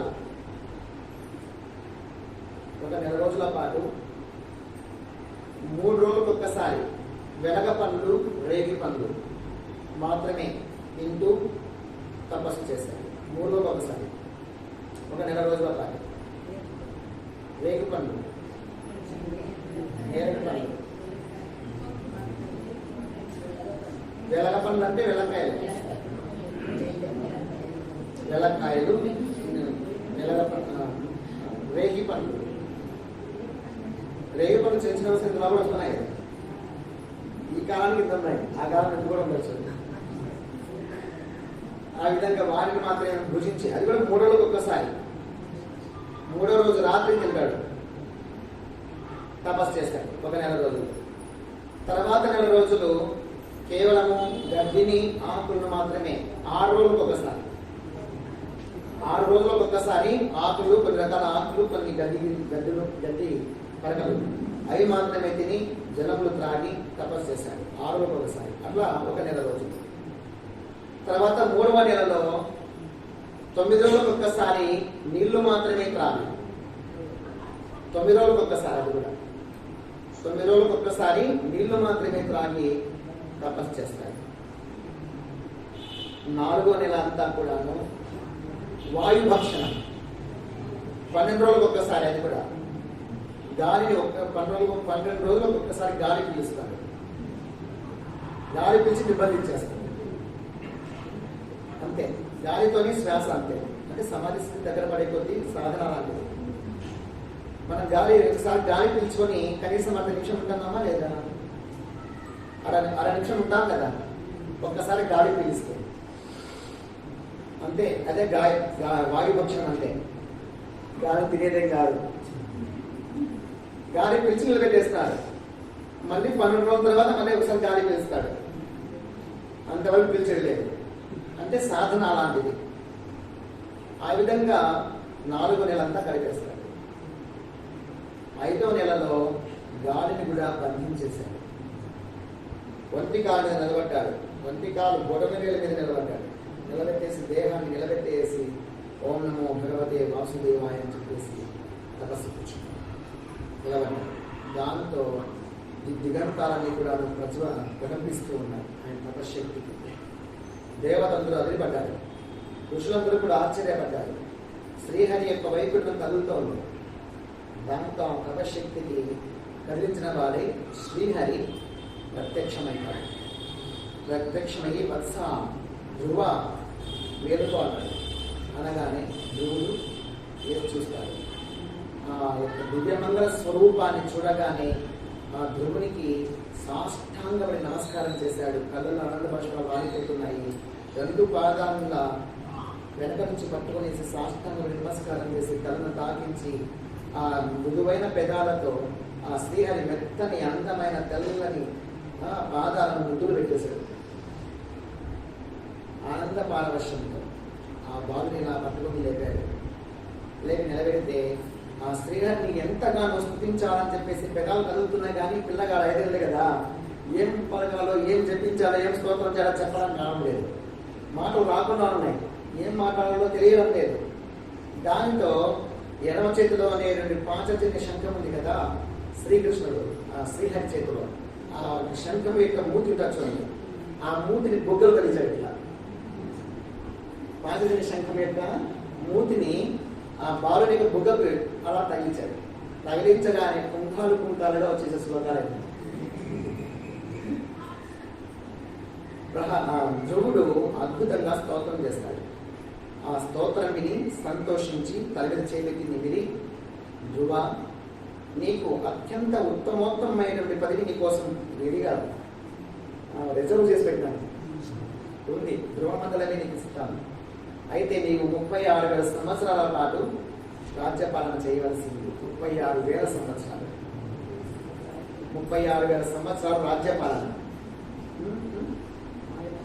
ఆయుష్ అప్పుడు లక్షలు. కృతయుగం కదా, కృతయుగంలో లక్షల సంవత్సరాలు ఆయుష్, త్రేతాయుగంలో 1000 సంవత్సరాలు, ద్వాపర యుగంలో 100 సంవత్సరాలు, కలియుగంలో 100 సంవత్సరాలు. ద్వాపర యుగంలో 100 సంవత్సరాలు, కలియుగంలో 100 కూడా ఉంటామో చెప్పలేదు సరిగా. మనం తినే అలవాట్లు, తాగే అలవాట్లు, తిరిగే అలవాట్లు, ఆలోచన చేసే అలవాట్లు విచిత్రంగా ఉంటున్నాయి కాబట్టి 100 సంవత్సరం ఉండలేకపోవచ్చు. ఆ విధంగా 36,000 సంవత్సరాలు నువ్వు రాజ్యపాలన చేస్తావు. అలాగే నీ తండ్రి నీకే రాజ్యభారం కడతాడు. నీ తమ్ముడు ఉత్తముడు అడవికి వేటకని వెళ్ళి మరణిస్తాడు యక్షుని చేతిలో. అతన్ని వెతుక్కుంటూ పోయి వాళ్ళమ్మ సురుచి కూడాను చనిపోతుంది. రాజ్యపాలన నీవే ఏకచక్రాధిపత్యంతో ఎదుర్కొంటాడు. ఇది పద్యం. అటు పిమ్మట నీవు నీ కుమారులకు రాజ్యపాలన కట్టి విమానం ఎక్కి నా సన్నిధికి చేరుకుంటాడు. ద్రోమండలంలో నీవు సుస్థిరంగా ఉంటావు అని చెప్పేసి వరమిచ్చి అనిపిస్తున్నాడు. ఆ విధంగా ధ్రువుడు తండ్రి దగ్గర శ్రీహరి దగ్గర వరాలు పొంది తిరిగి వస్తూ ఉన్నాడు. అలా తిరిగి వస్తూ ఉంటే మార్గ మధ్యంలో అంటే ఎప్పుడు తెలిసిపోయిందో మొత్తం దావానలాగా ప్రాంతిపోయింది. మళ్ళీ ధ్రువుడు తిరిగి రాజ్యానికి వస్తున్నాడని తెలిసింది. దాంతో అంతవరకు బాధపడుతూ ఉన్నాడు తండ్రి. ఎవరు? ఉత్తానపాదుడు. నా కుమారుడు విధంగా తపస్సుకి వెళ్ళాడా, నా వడి దొరకలేదని చెప్పేసి బాధతో తపస్సుకి వెళ్ళాడా, చిన్న పిల్లగాడు 5 సంవత్సరాల పిల్లవాడు అరణ్యంలో ఎలా ఉన్నాడో ఏమో అని చెప్పేసి ఆ సునీతికి నేను అన్యాయం చేస్తున్నా అని చెప్పేసి క్షోభ పట్టుకుంది. మంచం పడ్డాడు. చాలా క్షోభ పడుతున్నాడు. చాలా రోజుల నుంచి ఆ ధ్రువుడు అరణ్యానికి పోయినాడని తెలిసినప్పటి నుంచి అతను మంచం పడ్డాడు. మనిషిలో మనిషి లేడు, మనసులో మనసు లేదు. ఎప్పుడు ధ్రువుణ్ణి ఆలోచన చేస్తున్నాడు. ఎవరు? ఉత్తానపాదుడు. కాబట్టి అతనికి కూడా తెలిసింది. దాంతో ఆ సురుచి కూడా ఇప్పుడు ఏమైపోయింది, అనవసరంగా నేను మాట్లాడేసి అతన్ని బాధ పెట్టా అని చెప్పేసి ఆమె బాధపడతా ఉంది. ఇప్పుడు భర్త దూరంగా ఉన్నాడు. ఇప్పుడు తాను ఆరోగ్యంగా లేడు, తన్ను ప్రేమగా చూసుకోవడం లేదు. ఇదంతటికి కారణం నా మాటలే కదా. ఆ చిన్న పిల్లగాని నేను అనవసరంగా పట్టుబట్టి మాట్లాడేసేసి అరణ్యాన్ని పంపించినాడు. అతను అరణ్యాన్ని కూడా కారణము నేనేమి ఎదురు బాధపడుతున్నాడు. ఇతను నాతో చెప్పలేదు. నాకు సంతోషంగా ఉండలేకున్నాడు. సుఖం లేదు, మనశ్శాంతి లేదు. ఆమె ఆలోచన చేస్తోంది. అంతలోనే ఇతడు వస్తున్నాడని తెలిసింది. సురుచి కూడా సంతోషమైంది. సురుచికి సంతోషమైంది.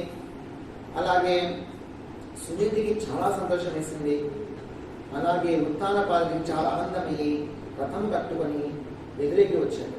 అరణ్యంలోకి వచ్చేసి తన సైన్యము అందరూ కూడాను అంటే రాజు వస్తుంటే సైన్యం కూడా వెంటబడి వస్తారు, ప్రజలందరూ వెంటబడి వస్తారు. ఎంత గొప్పవారు, శ్రీహరి దర్శనం ఇచ్చినారంట, వరాలు ఇచ్చినారంట అని చెప్పేసి అందరికీ తెలిసిపోయింది. దాంతో ప్రజలందరూ ఎదురేగి వచ్చారు, స్వాగత సత్కారాలు పలికారు. ఆ యొక్క ఉత్తానపాదుడు రథం దిగి వచ్చి ఆ బాలుని ఆ దూరం నుంచి చూసి ఆ రథం దిగి పరిగెత్తకుండా పోయేసి హృదయానికి ఎత్తుకొని హత్తుకొని కౌగులించుకొని ముద్దులాడాడు. కన్నీళ్లతో ఆ పిల్లగాన్ని తడిపేశాడు. నన్ను క్షమించరా బాబు. ఆ విధంగా సురుచి కూడా వచ్చింది. సురుచి కూడా వచ్చేసి ఆ పిల్లవాడిని ఎత్తుకొని ముద్దులాడింది. నా వల్ల కొన్ని కష్టాలు రా, నేను క్షమించరా అని. తర్వాత సునీతి చాలా సంతోషపడింది. సునీతి కూడా ఎత్తుకొని ముద్దులాడింది. అందరూ కలిసి ఆనందంగా రాజ్యానికి వస్తారు. వచ్చిన తర్వాత కొంతకాలానికి ఉత్తానపాదుడు ఈ యొక్క రాజ్యభారాన్ని ధ్రువునికి చెప్పేసి తాను అరణ్యాలకు వెళ్ళిపోతాడు. తపస్సు చేస్తూ మోక్షాన్ని పొందుతాడు ఉత్తానపాదుడు. ఇక్కడ రాజ్యభారం తీసుకున్నాడు. ఎవరు? ధ్రువుడు. తర్వాత తమ్ముడు సహాయం చేస్తూ ఉంటాడు, సహకారం అందిస్తూ ఉంటాడు. ఉత్తముడు ఒకరోజు వేటకని ఉత్తముడు వెళ్ళాడు. ధ్రువుడికి 2 భార్యలు ఉన్నారు. ధ్రువుడు పెళ్లి చేసుకున్నాడు. బ్రహ్మి అని ఒక భార్య, బ్రహ్మి. ధ్రువుని భార్య పేరు బ్రహ్మి. శిశుమార కూతురు, శిశుమార ప్రజాపతి కూతురు. శిశుమార ప్రజాపతి కూతురు బ్రహ్మి. వాయుదేవుని కుమార్తె ఉంది ఇలా అని. ఇలా అలా ఈ పెట్టి అలా ఉంటుంది. మీ భాషలో అలా ఇలా ఇలా ఇలా పెద్దలా పెట్టండి. ఇలా వాయుదేవుని కూతురు. వీళ్ళిద్దరినీ వివాహం చేసుకున్నాడు. ఏమ్మా?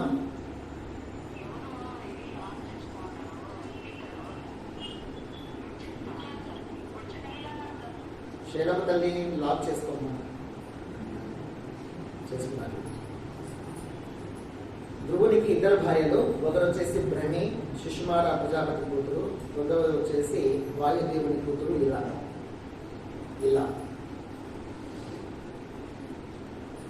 బ్రహ్మికి కల్పుడు వత్సరుడు అని ఇద్దరు కుమారులు. కల్పుడు వత్సరుడు అని ఇద్దరు కుమారులు. ఇలాకు ఒక కొడుకు పుట్టాడు, ఉత్కలుడు అని. ఇలాకు ఒకే ఒక కుమారుడు ఉత్కలుడు. ఒక కూతురు కూడా పుట్టింది, కూతురు పేరు ఇవ్వలేదు, అప్రస్తుతం అంటున్నారు. బ్రహ్మికి కల్పుడు వత్సరుడు అంటే వత్సరం సంవత్సరం అని అనుకున్నాను. కల్పం అంటే కల్పుడు, అలా పేరు. ఇక్కడ ధ్రువమండలం కదా, శాశ్వతమైన మండలం ఉంది. ధ్రువ నక్షత్రాన్ని కేంద్రంగా చేసుకుని ఉత్తర దిక్కేదో గుర్తిస్తారు సైన్స్ పరంగా. ఇంత తమ్ముడి సహకారంతో పిల్లల్ని బాగా చూసుకుంటూ రాజ్యపాలన క్రమబద్ధంగా పరిపాలన చేస్తూ ఈ యొక్క పరిపాలన చేస్తూ ఉన్నప్పుడు ఒకరోజు తమ్ముడు ఉత్తముడు ఏం చేశాడు, వేటకు అనేసేసి హిమాలయ పర్వత ప్రాంతాల వరకు వెళ్ళాడు. వేటకు. ఎవరు? ఉత్తముడు. ఉత్తముడు ఎవరు? ధ్రువుని తమ్ముడే కదా ఉత్తముడు, సురుచి కొడుకు.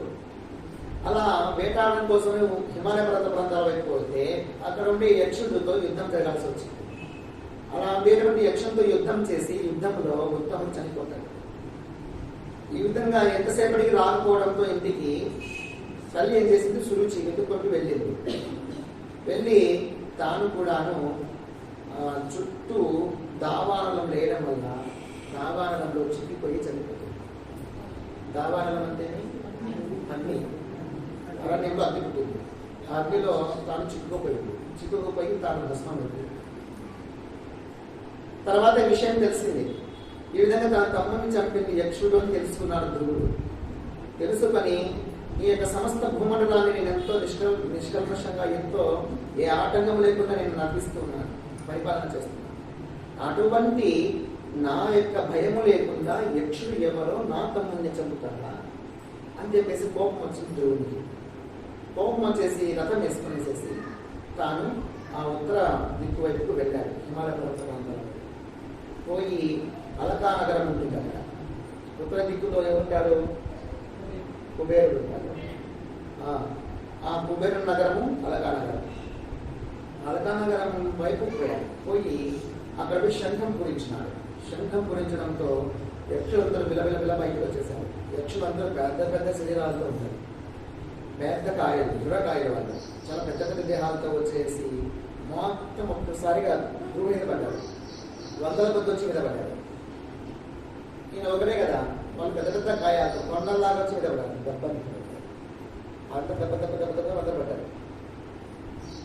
పడి మధ్యాహ్నం వరకు ఎక్కడ అట్లే పొద్దున పడితే అంత ఊపిరి ఆడుతుందో లేదో అర్థం కాదు కదా. ఇంకా చనిపోయాలని చెప్పేసి ఒకరొకరు వాళ్ళే లేస్తారు. అలా లేస్తుండగానే ఒక్క ఉడుకున అలా ఎగిరిపడ్డాడు. ఎవరు? ధ్రువుడు. ఎగిరిపడి తన యొక్క చేతిలో ఉన్నటువంటి ఖడ్గాలతో ధనుస్తులతో వాళ్ళంతా తుక్కుతూ నరుకుతూ పోయాడు. ఒక్కని మిగిల్చుకుని నరుకుంటూ పోతున్నారు. అసలు అందరికి భయమైపోయి చాలా మంది పారిపోయారు, చాలా మంది నరికిపోయి చచ్చిపోయారు. దాంతో యక్షులందరూ అన్యాయంగా చంపివేయబడుతున్నారు అనిపించింది వాళ్ళ తాతకు. ధ్రువుని తాత ఎవరు? స్వయంభూమనుడు. తండ్రి ఎవరు? ఉత్తానపాదుడు. ఉత్తానపాదుడు తండ్రి ఎవరు? స్వయంభూమనుడు. స్వయంభూమనుకు అందరూ బిడ్డలే, యక్షులైన బిడ్డలే కదా. కాబట్టి వాళ్ళని అనవసరంగా చంపేస్తున్నాడే అని చెప్పేసి అనిపించింది తాతకు. అనిపించి మనువే వచ్చేస్తాడు. మనువే వచ్చి తాతయ్య వచ్చి, ఒరే నాన్న ధ్రువ ఏంట్రా చేస్తున్నావు అంటే, తాతగారు రాగానే సాష్టాంగ నమస్కారం చేసి, చెప్పండి తాతగారు అంటే, నువ్వు చేస్తున్నది చాలా తప్పు నాయన, ఇంత ఆవేశం పనికిరాదుగా, నువ్వు ధర్మమూర్తిని, శ్రీహరినే ప్రత్యక్షం చేసుకున్నటువంటి వాడు, శ్రీహరి భక్తుడవు, ధర్మపాలన చక్కగా నిర్వర్తిస్తున్నటువంటి వాడు. నీ తమ్ముడిని చంపినారని చెప్పేసి, ఎవరో ఒక యక్షుడు చంపినారని చెప్పేసి మొత్తం యక్షులందరినీ చంపుకుంటూ పోతే ఎట్లన్నా? ఇది కుబేరుని యొక్క రాజ్యం. కుబేరుని కోపం వస్తే ఏమైపోతుందో తెలుస్తున్నారు. అతనికి సేవకులు వీళ్ళందరూ కూడా యక్షులు. అతనికి సేవకులు లేకుండా చేస్తే అతనికి కోపం వస్తే ఏంటి పరిస్థితి? ఎవరితోనూ మనము ద్వేషం పెంచుకోకూడదు నాయన, ఎవడో ఒక్కరు చేశాడని చెప్పేసి మొత్తం యక్షకులాన్ని నాశనం చేయాలని చేసుకుంటూ పోతున్నాం. చాలా తక్కువ. మీ తమ్ముడు చనిపోయినాడు అంటే కారణం ఏంటి? వాళ్ళ ఆ మాత్రం మీకు జ్ఞానం తెలియదా? అందరూ నిమిత్త మాత్రులు కాదా? ప్రతి ఒక్కరిని నడిపిస్తున్న వారు ఎవరు? ఆ సర్వేశ్వరుడు కాదు.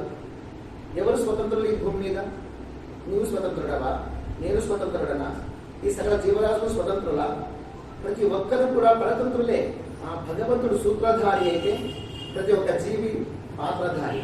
ఆ సర్వేశ్వరుడే సర్వరూపాలు ధరించి భూమి మీద ఉన్నాడు. సకల జీవరాశులు ఆయన రూపాలే. తన్ను తానే ఆయన సృజించుకున్నాడు. మీ రూపంలో ఉండేది సర్వేశ్వరుడే. పద్మక రూపంలో ఉండేది, విమలక రూపంలో, లక్ష్మణ రూపంలో, సారవ రూపంలో ప్రతి ఒక్కరు కూడా సర్వేశ్వరుడే. ఆయనే తను తానుగా ఈ విధంగా వివిధ రూపాలు సృజించుకున్నాడు, పుట్టించుకున్నాడు. ఆయనే సర్వాధారి. ఆయనే భూతాత్మ. ఆయనే భూతభావనుడు. ఆయనే భూతాంతరహితుడు. భూతాంతరహితుడు, సర్వభూతాంతరాత్ముడు, సర్వభూత హితుడు అని చెప్పేసి విష్ణు సహస్రనామం కూడా వస్తుంది. ఆయన ఇక్కడ ఆ మాట ఇక్కడ ఉపయోగించారు. ఎవరు? మనువు. ఆ సర్వేశ్వరుడే భూత భావనుడు, భూతాంతరాత్ముడు. అటువంటి ఆ శ్రీహరి చేతిలోనే సకల జగత్తు ఆడుతూ ఉన్నది. ప్రతి ఒక్కరూ నిమిత్త మాత్రులే. వాళ్ళు నన్ను ఇట్లు చేసినారు, వీళ్ళు ఇట్లు నన్ను చేసినారు, వాళ్ళ వల్లనే నాకు ఈ కష్టం వచ్చింది, వాళ్ళు నాకు వీడికి కట్టబెట్టి నాకు కర్మ తగిలి నేను సేవ చేసుకుంటాల్సి వచ్చింది, నాకు చాలా నచ్చిన వాళ్ళు ఉన్నారు కనుక వీడికి అడ్డగట్టారు, మా మామ చేసిన పని, మా అత్త చేసిన పని, మా అమ్మ చేసిన పని, మా నాన్న చేసిన పని అని మొగుడి మీద కోపం వచ్చినప్పుడల్లా ఇరుస్తుంటాడు. ఎవరు మొగుడి మీద కోపం వచ్చినప్పుడల్లా ఇరుస్తా ఉంటాడు. ఇక పరికమానానికి నన్ను కట్టినారు మా అమ్మ నాన్నలు అని చెప్పేసి అనేవాళ్ళు. ఫలానా వాళ్ళ నుంచి నీకు అడ్డగట్టుకోవాల్సి వచ్చింది, నా కర్మ జీవితాంతం నీకు ఏడ్చాల్సి వస్తుంది, ఇష్టం లేకపోయినా ఆమె బతుకు తేవాల్సి వస్తుంది అని చెప్పేసి తల్లిదండ్రులని, ఎవరైతే పెళ్లిదండ్రుల సంబంధం చూస్తున్న వాళ్ళని, ఎవరెవరైతే సపోర్ట్ చేసినారో వాళ్ళందరినీ కూడా గుర్తు చేసుకుంటారు, తిట్టి పెట్టేస్తారు. కానీ నీ రాతలో లేదేమో జరుగుతుందా? వాళ్ళు ఎవరు చేయగలరా? నీ రాతలో లేకపోతే వాళ్ళు చేస్తారా? రుణానుబంధం లేకపోతే వాళ్ళు చేస్తారా? రుణానుబంధం ఉంది, నీ రాతలో ఉంది కాబట్టి జరిగిపోయింది. దాన్ని ఎవరు ఆపలేదు. నీ తమ్ముడిని యక్షుడు చంపినాడని చెప్పేసి యక్షులందరినీ చంపాల్సిన అవసరం లేదు. యక్షుడు కూడా నిమిత్త మాత్రమే. ఇక్కడ ఒక్కడు చనిపోయాడని చెప్పేసి అందరికి చంపదు. నీ తమ్ముని యొక్క మరణం అనేది ముందే నిర్ణయం అని. యక్షుని చేతిలో మరణించాలని నిర్ణయం ఉంది, జరిగిపోయింది. అతడు నిమిత్త మాత్రుడు మాత్రమే. యక్షుడు కూడా ఎవరు స్వాతంత్రులిందులు, ఎవరి దూషించే ఎవరి భూషించే ఎవరు స్వాతంత్రులిందులు, ఎవరి దూషించే ఎవరి భూషించే ఎవరు స్వాతంత్రులిందులు, అవ్వల నిమ్మల అంతరాకుడైన యవ్వన జాక్షుని అనుదేగాక, అవ్వల నిమ్మల అంతరాకుడైన యవ్వన జాక్షుని అనుదేగాక, అయినదేదే గాని అందులోనేది, అయినదేదే గాని అందులోనేది, నానారూపి శ్రీనాథుడేగాక, నానారూపి శ్రీనాథుడేగాక అన్నమాచార్య కీర్తన. ఏదైతే ఉన్నా అదంతా కూడా నానారూపుడైనటువంటి శ్రీనాథుని యొక్క సంకల్పమే తప్పితే వేరే ఏదీ కాదు. ఎవరు అనుకున్నది జరగదు. నేను అనుకుంటే జరుగుతుంది అనుకుంటే ఎవరు అనుకునేది ఎవరు జరపలేరు. ఆయన అనుకుంటేనే జరుగుతుంది. ఎవరిని దూషించాలి? ఇప్పుడు వాళ్ళు తప్పు చేశారని చెప్పి వాళ్ళు దూషిస్తామా? ఎవరిని భూషించేది? వాళ్ళు మంచి చేశారని చెప్పి వాళ్ళని భూషిద్దామా? ఇంతకు ఎవరిని దూషించినా ఎవరిని భూషించినా అంతరాత్మలో ఎవరున్నారు? అంతరాత్మలో ఎవరున్నారు? ఆ శ్రీహరి ఉన్నాడు. నువ్వు ఒకటి తిన్నావంటే ఆ శ్రీహరినే తింటున్నట్ల. అదే ఒక వ్యక్తిని కానీ, ఒక వస్తువుని, ఒక జంతువుని కానీ, ఒక క్రిమి కీటకాలను కానీ కాక నువ్వు తిట్టినావంటే ఆ శ్రీహరిని దూషించినట్టే. ఒక ప్రాణిని పొగిడినావంటే, ఒక వ్యక్తిని పొగిడినావంటే ఆ శ్రీహరిని పొగిడినట్టే. అందుకే ఎవరు స్వతంత్రులు కాదు అని అన్నమాచార్యులందరి మహాయోగి, మహాసాధకుడు, సాక్షాత్ శ్రీహరి యొక్క నందకం అనేటువంటి ఖడ్గం నుంచి పుట్టినటువంటి వాడు అన్నమాచార్యుడు. అంతటి మహాయోగుడు కూడా చెప్తున్న మాటలు ఇది. ఎవరూ స్వతంత్రులు కాదు, అందరూ ఆ భగవంతుని చేతిలో పరతంత్రులే, అందరూ నిమిత్త మాత్రులే. ఆయన నడుపుతున్నాడు, మనం నడుస్తున్నాం. ఇదొక సూత్రం, ఇదొక నాటకం. ఈ నాటకంలో మనమంతా పాత్రధారులం, ఆయన ఒక్కడే సూత్రధారి. తెర వెనక తానుండి తెర ముందు ప్రజ నుంచి తైతక్కలాడించుచున్నాడయ్యా. తెర వెనుక తానుండి తెర ముందు ప్రజ నుంచి తైతక్కలాడించుచున్నాడయ్యా. సుమహారమందున సూత్రంబువలె నుండి, సుమహారమందున సూత్రంబువలె నుండి ఆత్మయేయన రారుచున్నాడయ్యా. సుమహారమందున సూత్రంబువలె నుండి ఆత్మయేయన రారుచున్నాడయ్యా. ఉన్నాడయ్యా దేవుడు ఉన్నాడయ్యా, కన్నులకు కనిపించుతున్నాడయ్యా. తెర వెనక తానుండి తెర ముందు ప్రజ నుంచి తైతక్కలాడించుచున్నాడయ్యా. తోలుబొమ్మలాటలు ఆడిస్తున్నాడు. సుమహారమందున, సుమములు అంటే పువ్వులు, పువ్వుల హారములో దారం వలె. దారం కనబడుతుందా? ఆ పువ్వుల మాలలో దారం కనబడుతుందా? కనబడాలి. ఆ విధంగానే మనందరము పువ్వులు అనుకుంటే, సర్వ జీవరాశులు పువ్వులు అనుకుంటే, ఆ పువ్వులన్నింటినీ కలిపి కట్టిన దారం లాగా భగవంతుడు ఉన్నాడు అని చెప్తున్నారు తత్వవేత్తలు. ఆ విధంగా భగవంతుడు అందరిలోనూ అన్నిటిలోనూ ఉన్నాడు. ఆయన ఆడిస్తున్నాడు, మనం ఆడుతున్నాము. ఉన్నాడయ్యా దేవుడు ఉన్నాడయ్యా, కన్నులకు కనిపించకున్నాడయ్యా అని చెప్పేసి తత్వశాస్త్రం చెప్తోంది. ఆ విధంగా ఆ యొక్క తాతగారు విషయాన్ని, జ్ఞానాన్ని గుర్తు చేశారు. అతడు నిమిత్త మాత్రుడే. నీ తమ్ముని యొక్క రాక ఇంతవరకే ఉంది. ఆయన రుణము భూమి మీద అయిపోయింది, వెళ్ళిపోయినాడు. అతడు నిమిత్త మాత్రమే ఇదని చంపినాడు. నీవు ఇంకా చాలించు. ఇది దోషము, ఇది పాపము, ఇది తప్పు అన్నాడు. తాతగారు మీరు అలా సెలవిస్తే అలాగే చేస్తానని చెప్పేసి నమస్కరించారు. నమస్కరించగానే కథాస్తు అని చెప్పేసి తాతగారు ఇది అదృష్టపోయారు. అంతలోనే ఉత్తర నగరానికి అధిష్టాన దేవత అయినటువంటి కుబేర స్వామి వచ్చాడు. కుబేర స్వామి రాగానే సాష్టాంగపడి నమస్కారం చేశాడు. నమస్కరించగానే చాలా సంతోషించినాడు. ఎవరు? కుబేరుడు. ఇంకా కోపంతో, ఉద్రేకంతో, ఆవేశంతో యుద్ధానికి వస్తాడేమనుకుంటూ వచ్చాడు కుబేర స్వామి. కానీ తనకి కోపం లేదు, ద్వేషం లేదు. తాతగా చెప్పేదంత అదృష్టంలో విన్నాడు. కాబట్టి సాష్టాంగపడి నమస్కారం చేసి శరణు అంటే నమస్కరించడంతో చాలా సంతోషించినాడు. సంతోషించి, ధ్రువ మీ తాతగారు చెప్పినట్లు చాలా శ్రేష్టమైనటువంటి ఆలోచనతో నువ్వు జీవనం సాగించు. ఈ యక్షులు అందరూ కూడా దుర్మార్గులు కాదు, అందరూ ఉత్తములే, మంచి వాళ్ళు. వాళ్ళని అనవసరంగా సంహరించినారు. ఇక నేను నువ్వు శాంతం వహించినందుకు నాకు చాలా సంతోషంగా ఉంది. ఇంకా శాంతించు నాయన, శాంతించి నీ రాజ్యానికి నువ్వు బయలుదేరు. నీవు ఈ విధంగా నాకు శరణు వచ్చి పాద నమస్కారం చేసి నాకు ఇంకా ఆనందం కలిగించినావు కాబట్టి నీకు ఒక వరం ఇస్తాను, ఏదైనా వరం కోరుకోండి. ఎవరు? కుబేర స్వామి. అంటే ధ్రువుడు కోరిన కోరిక ఏమిటంటే తెలిసిన, నా మనస్సు ఎల్లప్పుడూ ఆ శ్రీహరి యొక్క పాద పద్మముల మీద నేను నిలబడేటట్టుగా ఆశీర్వదించు అని కోరుకున్నాను. ఆ వరం ఇవ్వమన్నాను. నా మనసు చంచలము కాకుండా, నా మనసు ఏమాత్రము చంచలము కాకుండా ఆ శ్రీహరి పాద పద్మాల మీదనే నిలిచి ఉండేదాకా వరం ఇవ్వండి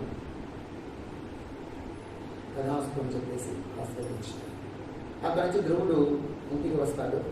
తర్వాత తాను రాజ్యపాలన 36 సంవత్సరాలు పూర్తి చేసిన తర్వాత తాను తన కుమారులకు వత్సలునికి, ఉత్కలుడు తెలుసు కదా, ఇలా కుమారుడు ఉత్కలునికి రాజపట్టాభిషేకం చేసి తాను వానప్రస్థాన్ని ఆశ్రయించి ధ్యానంలో కూర్చున్నప్పుడు ఆకాశం నుంచి దివ్య విమానం వస్తుంది. నందుడు, సునందుడు అనేటువంటి విష్ణు భటులు వస్తారు. విష్ణు భటుల పేర్లు నందుడు, సునందుడు. వాళ్ళిద్దరూ వచ్చి స్వాగతం పలుకుతారు. ఒక అందమైనటువంటి విమానం వచ్చి నిలబడుతుంది. ఆ అందమైనటువంటి యువకులు ఇద్దరు వచ్చేసి ఇద్దరు చెల్లెని విష్ణుపడికి వస్తారు. తండ్రి గారి ఆజ్ఞ ఇది, శ్రీహరి ఆజ్ఞ వైకుంఠానికి రాని చెప్పేసి. ఆ అప్పుడు సరే అని చెప్పేసి చాలా సంతోషించి బదరికాశ్రమంలో తపస్సు చేస్తుంటాడు ఈయన. చివరికి బదరికాశ్రమం ఆశ్రమంకి వచ్చి అక్కడ తపస్సు చేస్తూ ఉంటారు కాబట్టి అక్కడికి విమానం వస్తుంది. ఆ విమానం ఎక్కే ముందు బదరికాశ్రమంలో ఉండేటువంటి ఋషులందరికీ కూడా నమస్కరించి వాళ్ళ ఆశీర్వాదాలు తీసుకొని ఇక్కడ నేను పోయి వస్తానని చెప్పి వీడుకోలు తీసుకొని తర్వాత ఆ విమానం ఎక్కుతాడు. ఎక్కే ముందే మృత్యు వచ్చి అడ్డపడుతుంది. మృత్యుదేవత అడ్డం పడితే ఆ మృత్యులో వచ్చి తల మీద కాలు పెట్టి తొక్కి అధిరోహిస్తాడు. మృత్యు తలపైన కాలు పెట్టి తొక్కి విమానం ఎక్కిస్తాడు. అలా విమానం బయలుదేరేటప్పుడు అమ్మ గుర్తుకొచ్చింది. చూడండి, మహానుభావులైనటువంటి వాళ్ళకు కూడాను తల్లిదండ్రులను స్మరించలేదు. తన తల్లి గుర్తుకొచ్చింది సునీతి. అయ్యో, నేను ఒక్కనే వైకుంఠానికి వెళ్ళేది ఎట్లా? గుర్తుకు రాగానే ఈ నందుడు సునందుడు చూశారు. అతని అంతరంగంలోని విషయాన్ని గుర్తించి వెంటనే ఇలా చూడు అన్నాడు. అలా చూడనగానే ఇంకొక విమానంలో వాళ్ళ అమ్మగారు ముందు పెట్టున్నారు వైకుంఠాన్ని. చాలా సంతోషంగా వస్తున్నారు కదండి. వాళ్ళ అమ్మగారు కూడా వైకుంఠానికి ఈయన వల్ల వెళ్తున్నారు, గుర్తు చేసుకోవడం వల్ల. ఆ విధంగా మహానుభావులందరూ కూడాను తల్లిదండ్రులను విస్మరించలేదు. మన వెంటనే వాళ్ళ అజ్ఞానం తల్లిదండ్రులు కూడా విస్మరించకూడదు. వాళ్ళని చాలా సగౌరవంగా ప్రేమభావంతో ఆప్యాయంతో ఏ లోటు లేకుండా తల్లిదండ్రులను చూసుకోవాలి. అదే జీవిత పరమార్థం కూడా. వీరికి ధ్రువ చరిత్ర పూర్తి అవుతుంది. ధ్రువుడు వెళ్ళిపోయిన తర్వాత ఉత్కలునికి రాజ్యభారం కట్టాడు. అయితే ఉత్కలుడు తండ్రిలాగా మహా జ్ఞాని, మహాసాత్వికుడు. నిరంతరం శ్రీహరి సంకీర్తనలు, శ్రీహరి జపము, ధ్యానము, తపస్సు ఇవే చేసుకుంటూ సమచిత్తాన్ని అనుసరిస్తూ వచ్చాడు. సమచిత్తంతో ఉంటున్నటువంటి వానికి రాజ్యపాలన చేయడం చాలా కష్టం. శత్రువుల్ని సమానంగా తీసుకోవాలా, మిత్రుల్ని సమానంగా తీసుకోవాలి. ఆపోజిట్ పార్టీలో ఉండే వారికి మంత్రి పదవి ఇవ్వాలా, నా పార్టీ ఉండే వారికి మంత్రి పదవి ఇవ్వాలి. అవుతుందే, నా పార్టీలో ఉండే వారికి అయితే నేను ఇస్తాను, ఆపోజిట్ పార్టీలో ఉండే వారికి పిలిచి నేను మంత్రి పదవి ఇస్తానన్నా, లేదు నువ్వు సగం నేను సగం ముఖ్యమంత్రిగా ఉన్నారా అంటే ఒప్పుకుంటాను. అలా ఒప్పుకుంటారు ఎవరన్నా? అలా ఇష్టపడతారా? అసలు అక్కడనే ఉన్నారనుకోండి, ఇంకా వ్యతిరేక పార్టీలు ఏమి ఉండవు, ఉండేది ఒకటే పార్టీ ఉంటారు కదా. నిజంగా ఇప్పుడు ముఖ్యమంత్రిగా ఉన్నటువంటి వాళ్ళు ఆపోజిట్ వాళ్ళని కూడా కలుపుకొనేసేసి అందరం కలిసి రాజ్యపాలన చేద్దామని అంటే ఎట్లుంటుంది ఆ రాజ్యం? ఊహించుకుంటే ఎలా ఉంటుంది చెప్పండి? రామరాజ్యం అయిపోతుంది. కానీ అట్లా ఉండదు. ఆపోజిట్ పార్టీ ఉంటేనే వీళ్ళు చక్కగా నడుచుకుంటారు. అందరు కలిసి మొత్తం ప్రజలు తినేస్తారు. అట్లా కాకూడదు. ప్రజాస్వామ్యంలో ఆపోజిట్ పార్టీ ఉంటే ఏం చేస్తుందంటే చెప్తా ఉంటుంది, వీళ్ళు చేసే తప్పులని తెలియజేస్తా అంటారు. నేను తప్పు చేస్తాను చూడరా అని చెప్పే వాళ్ళు ఎవరు లేదు, కొన్ని ఇష్టారాజ్యం చేస్తారు కదా.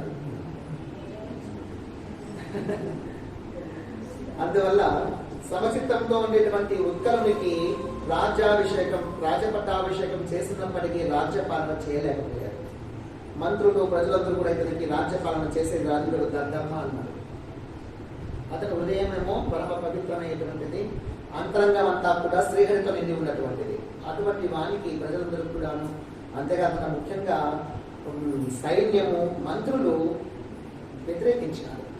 ఇతనికి అర్హత లేదు, ఇతను రాజ్యపాలన చేయలేడు, చాలా మెతకోడు, యుద్ధాలు వస్తే చేయలేడు, వీడు పనికి రావడం చెప్పేసి నిర్ణయించి ఇతన్ని రాజ్యం నుంచి తొలగిస్తే, రాజ్యభారం నుంచి, రాజ్యాధికారం నుంచి తొలగించేసి భ్రమి కుమారుడు ఉన్నాడు, మొదటి భార్య కుమారుడు. ఇతను రెండో భార్య కుమారుడు కదా. మొదటి భార్య కుమారుడు వత్సలునికి రాజ్య పట్టాభిషేకం చేశాడు. ఆ వత్సలుని యొక్క తర్వాత తరాలు బాగా రాజ్యపాలన చేస్తూ వచ్చాయి. 7వ తరములో అంగుడు అనేటువంటి రాజు వచ్చాయి. అంగుడు 7వ తరం వాడు.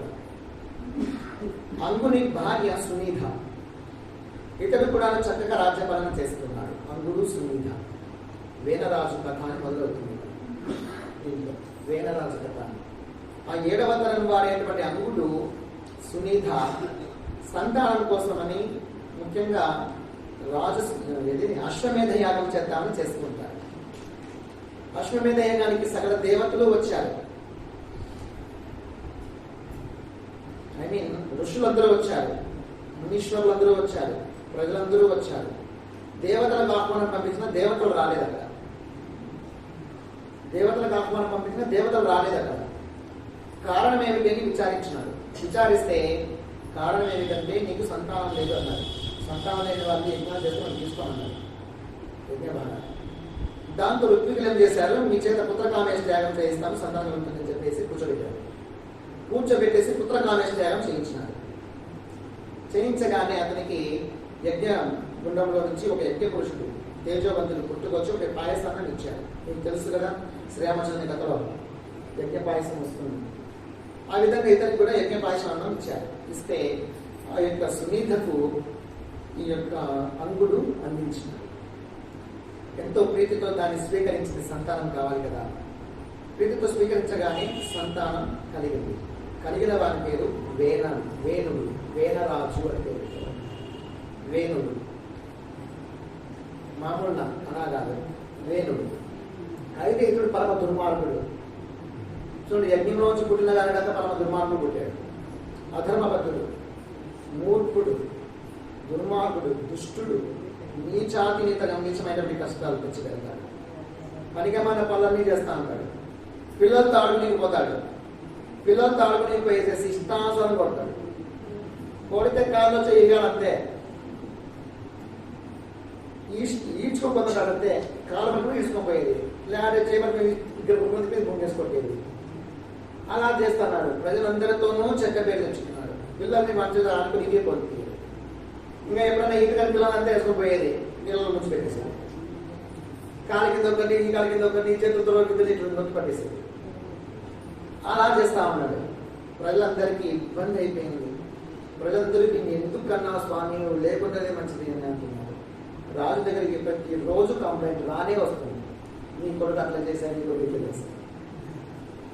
దాంతో రాజుకు నిద్ర లేకుండా అయిపోయింది. అందునికి ఇట్లా కొడుకులు పుట్టడం కంటే సంతానం లేకుండా పోయేదే దేవుడా చాలా మంచిది కదా అంటున్నాడు. ఇలాంటి కొడుకులు పుట్టడం కంటే సంతానం లేకపోయేదే నేను మనశ్శాంతిగానే ఉంటాము. అనవసరంగా సంతానం లేదు, సంతానం లేదు, సంతానం లేదు నేను ఏడ్చినాను. పుట్టినాడు, పుట్టిన తర్వాత కూడా ఏడుస్తున్నాడు. ఎందుకు పుట్టాడా వీడు, ఎందుకు పుట్టాడా వీడు, ఎందుకు పుట్టాడా వీడు అని ఏడ్చాల్సి వస్తుంది. ఏమిటి దరిద్రం దేవుడా అని చెప్పేసి నిద్రలు లేకుండా అయిపోయినాయి. రాత్రులు అంతా నిద్ర ఉండదు, భోజనం సరిగ్గా చేయలేదు. ఎప్పుడు వాడి గురించి ఆలోచన చేస్తూ ఉన్నాడు. వాడు పెద్దవాడు కొద్ది పనిగమార్పంలో ఎక్కువ చేస్తున్నాడు. అమ్మాయిలందరూ చెట్టు చేస్తున్నాడు, బాధ పెడుతున్నాడు. ప్రజలందరినీ ఇష్టానుసారంగా చేస్తున్నాడు. పంటలన్నీ ఎప్పుడు పోతాడో ఏమో వాడికే తెలియదు. పోయేది మొత్తం ధ్వంసం చేసి వచ్చేది.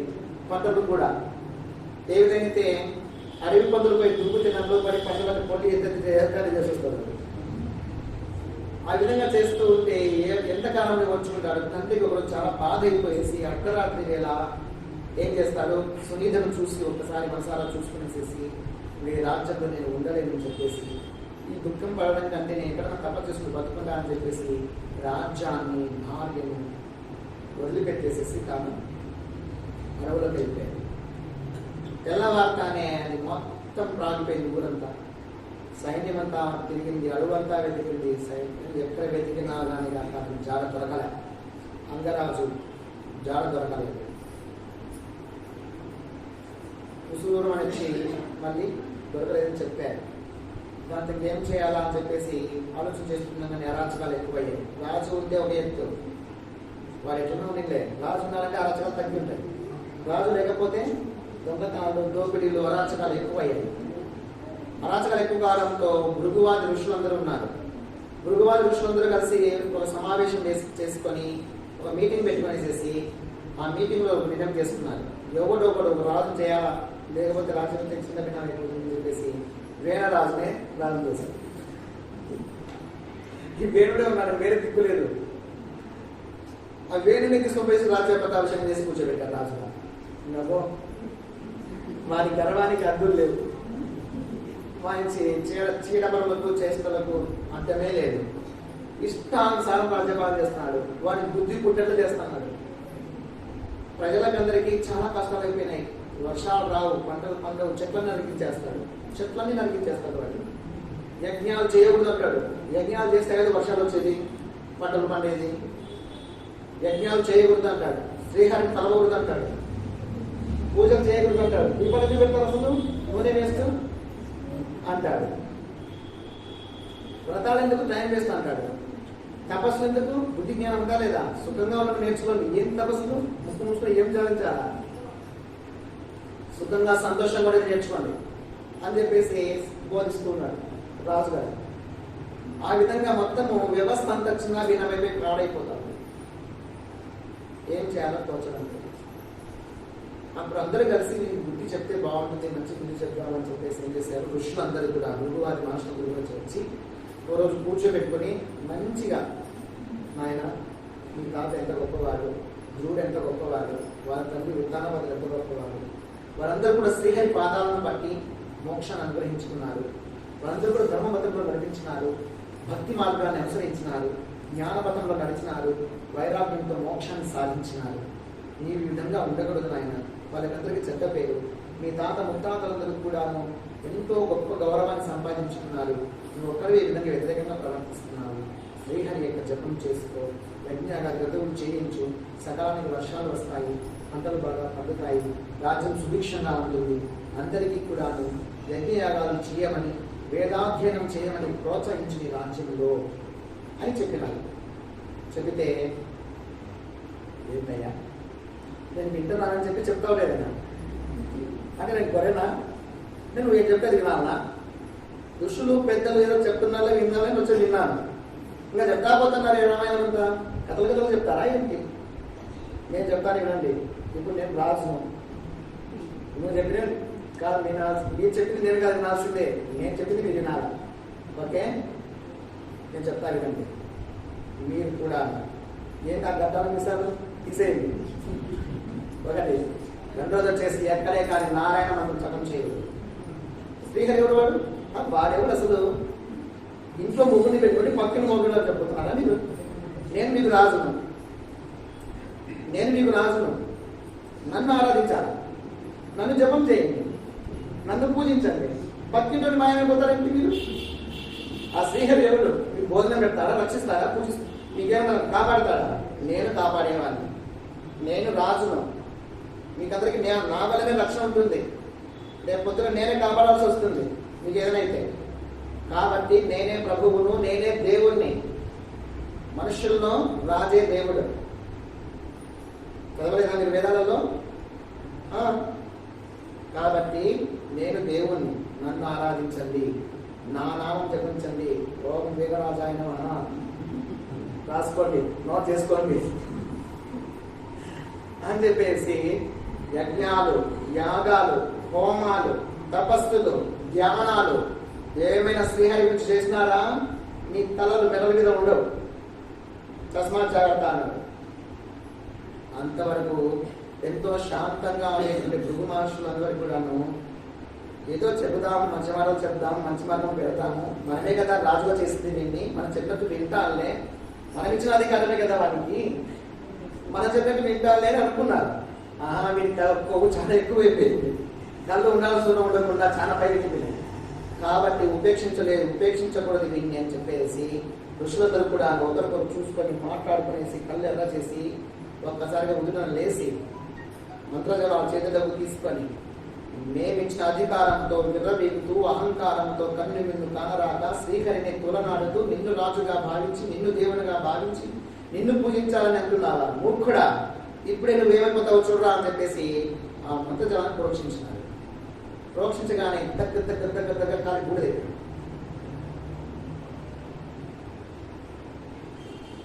అంతలోనే అతని నుంచి ఒక దివ్య శరీరం అలా వచ్చి కలిగేది.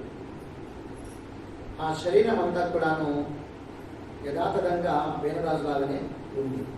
ఇప్పుడు శవమై పడి ఉంది, చచ్చిపోయారు. ఏం చేయాలా? ఏం చేయలేక కాలేదు.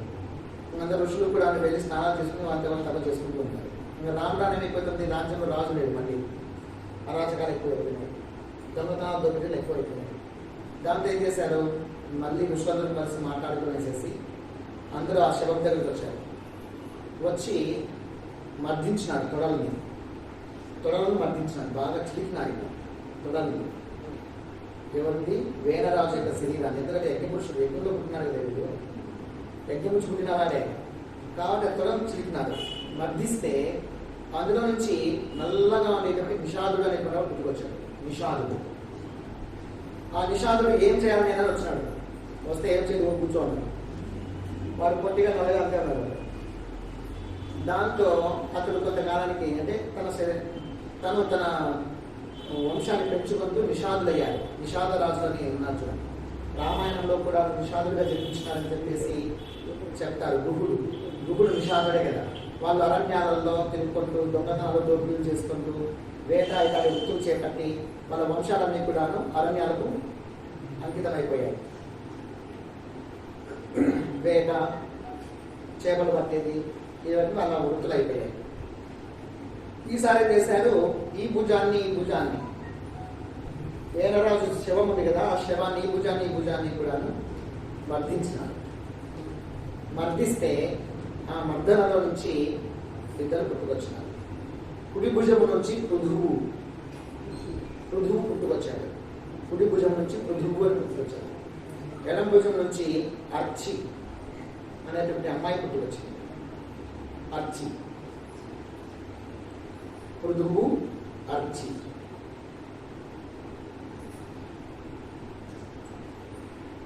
ఇప్పుడు ఈ పృథువు అర్చులను ఇద్దరిని కూడాను రాజు రాణిగా చేశారు ఋషులు. పృథువు చక్కగా పరిపాలన చేస్తూ ఉన్నాడు.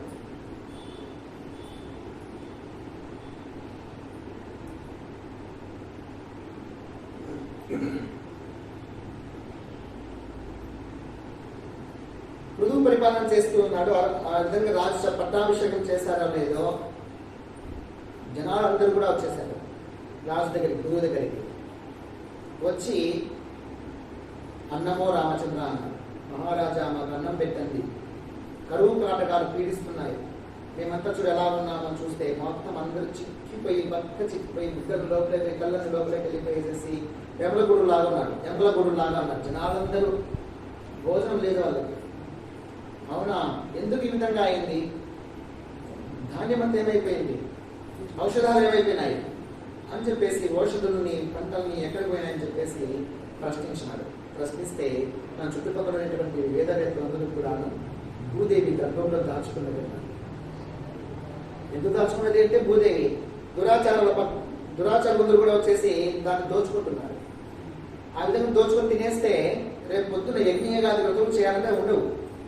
హోమాలు మనం చేయాలంటే ఆ ఔషధులు కానీ ఆ ధాన్యం కానీ దొరకదు. దానికోసం దాన్ని దాచిపెట్టుకుందాం వారు భూదేవి.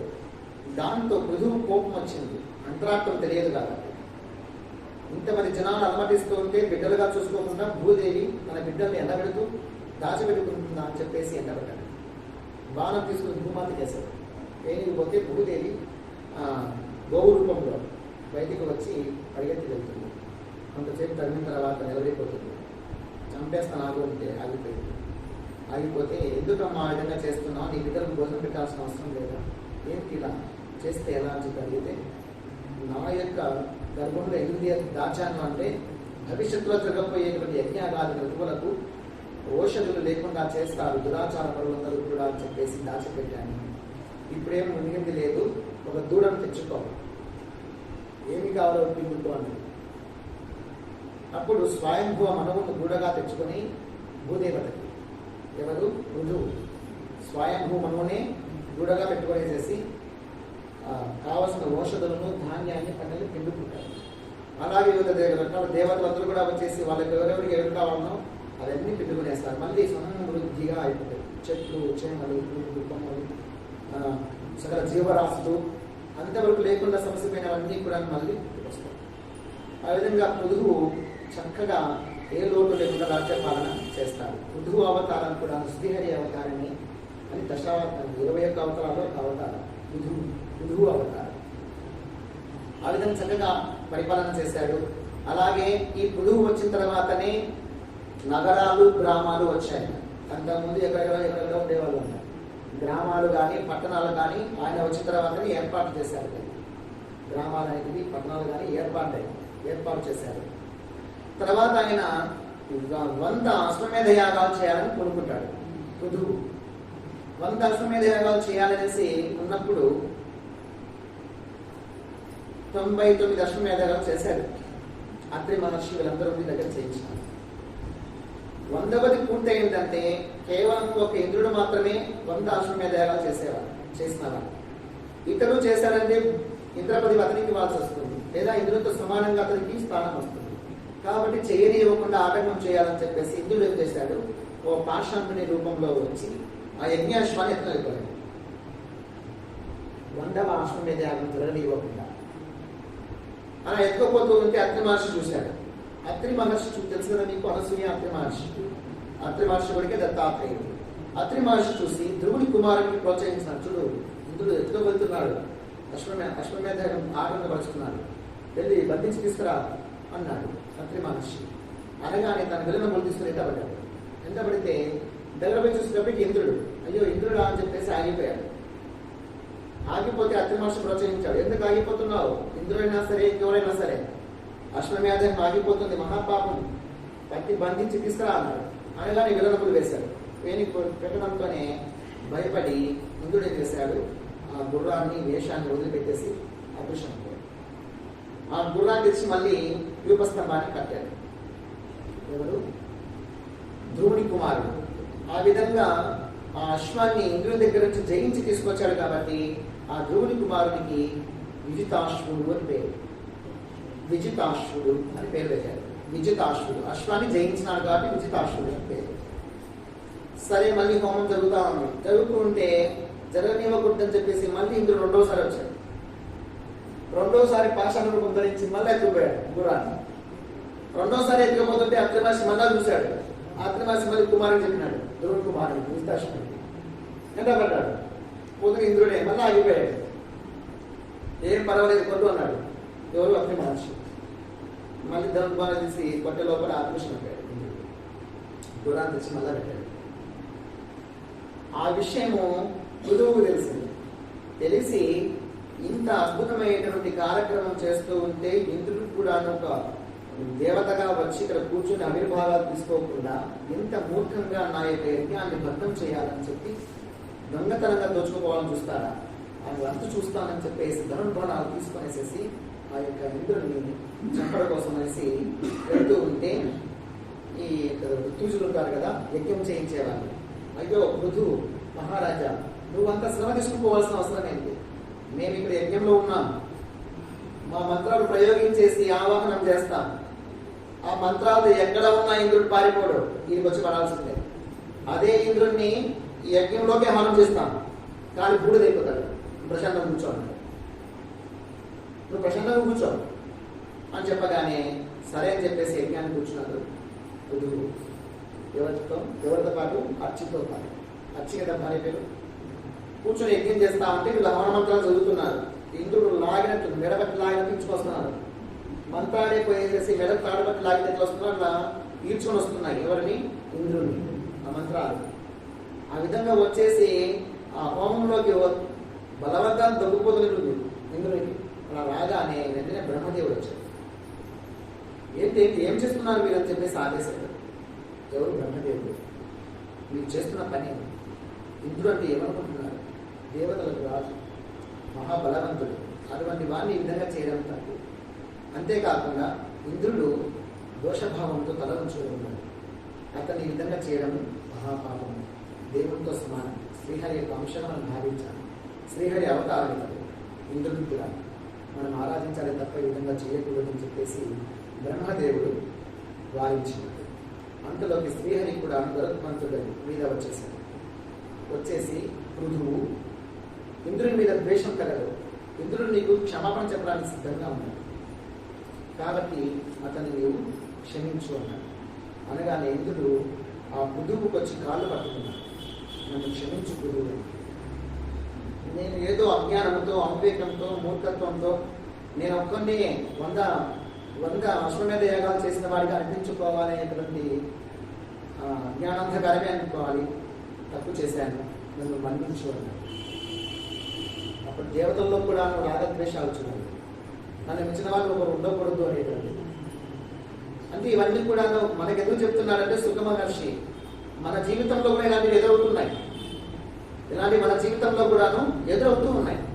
నన్ను మించిన వారు ఒకరు ఉండకూడదు, నన్ను నా తర్వాత నీకు ఒకరు ఉండాలా, నేనే అందరికంటే ముందు ఉండాలా, నన్ను చెప్పి ఒకరు చెప్పకూడదు, నా తర్వాత నువ్వు చెప్పాలా, ఈ విధంగా నాకంటే నువ్వు ఒకరు ఉండకూడదు అనేటువంటి భావాలనేవి మనిషిలో ఎక్కువ అవుతున్నాయి. అలా ఉన్న వాళ్ళందరూ కూడాను ఇంద్రులాగా మళ్ళీ క్షమాపణ చెప్పుకోవాల్సి వస్తుంది కదా. పృథువు ఎవరు? సామాన్య మానవుడు.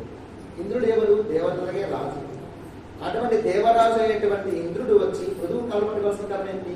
చేసిన దోషం కాదు, తాను చేసిన తప్పే కదా, తాను చేసిన పాపమే కదా, ఆ విధంగా చేయించింది. అవసరమా? భగవంతుడు ఎవరిని ఎలా పెట్టాలో అలా పెడతాడు, ఎవరికి ఎంత ఇయ్యాలో అంత ఇస్తాడు. ఎదురెదురుగానే ఒకే షాపులు ఉంటాయి, ఒకే వస్తువులు ఉండేటువంటి షాప్సే ఉంటాయి. జనరల్ స్టోర్స్ కానీ మెడికల్ స్టోర్స్ కానీ పక్కనే ఉంటాయి, బట్టల షాపులు కానీ కోపం చేసుకుని ద్వేషం చేసుకుని సెల్ ఫోన్ షాపులు కానీ కాక వాళ్ళ పట్ల ద్వేషము, వీళ్ళ పట్ల ద్వేషము, వాళ్ళ దగ్గరికి ఎక్కువ పోతారు, మా దగ్గరికి ఎందుకు రారు, ఈ విధంగా ద్వేషించుకుంటా ఉన్నామా? అవసరమా? లే. జ్ఞానైన వాళ్ళు ఏం చేస్తారు? భగవంతుడు ఎవరికి ఎంత ఇవ్వాలో అంత ఇస్తారు. ఎవరికి ఎంత ఇవ్వాలో అంత రాసి పెట్టేవాడు భగవంతుడు.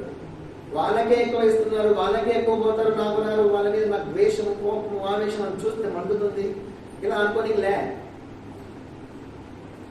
మండాల్సిన అవసరం లే. అజ్ఞానులకైతే అభావాలు వస్తాయి, జ్ఞానం తెలియకపోవడం వల్ల. జ్ఞానం తెలిసిన వాళ్ళు ఏం చేస్తారు? వాళ్ళందరూ కలిసిమెలిసి ఉంటారు. 4 షాపులు వరుసగా ఒకే రకమే ఉన్నా, ఒకే వస్తువులే అమ్ముతూ ఉన్నా అందరూ కలిసిమెలిసే ఉంటారు. నీకు ఇవ్వాల్సింది నీకు ఇస్తాను, నాకు ఇవ్వాల్సింది నాకు ఇస్తాను. నీకు వచ్చేవాళ్ళు నేను పిలుచుకొని రా అని,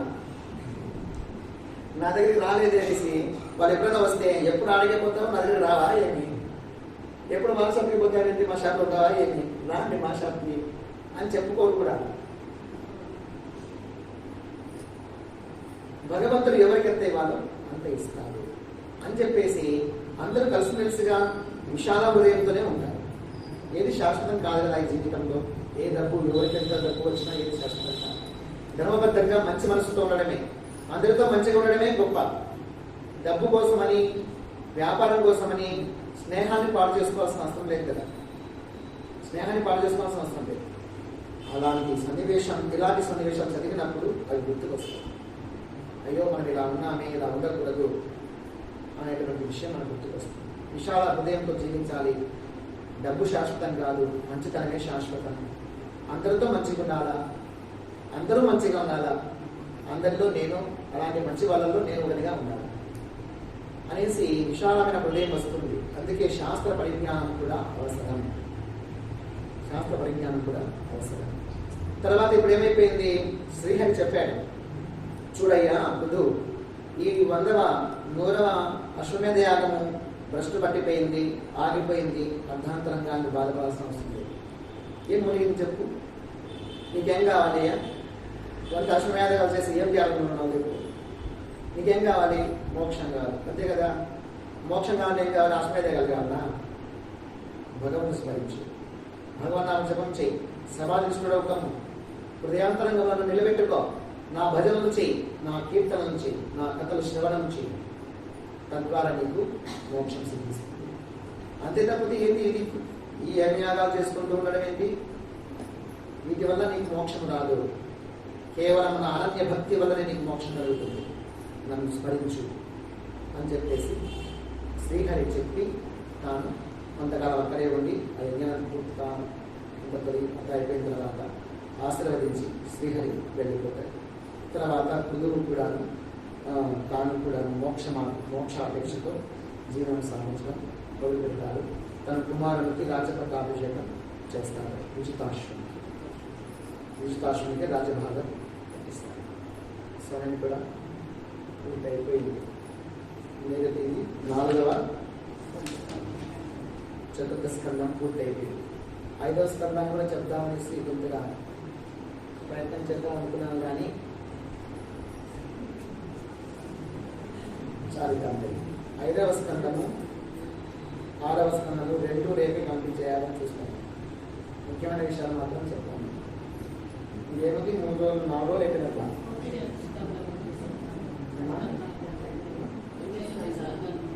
ఇంకా 12లో 4 అయిపోయినాయి. 12 స్కందాలు ఉన్నాయి, 4 అయిపోయినాయి. దశమ స్కందము పెద్దది, 11, 12 స్కందాలు చిన్న చిన్నదే. ఇంకా అయితే 5, 6 చెప్పుకోవాలి. రేపు 5, 6 స్కందాలు చెప్పుకుంటే 7వ స్కందం, 8వ స్కందము, 9వ స్కందం, 10వ స్కందము చివరి రోజు పెట్టుకోవాలి. 10వ స్కందమే ఒక వారం పడుతుంది. 10వ స్కందమే వారం రోజులు పడుతుంది. ఇంకా శ్రీకృష్ణ పరమాత్మ యొక్క భక్తి దాంట్లో వస్తుంది మనకు.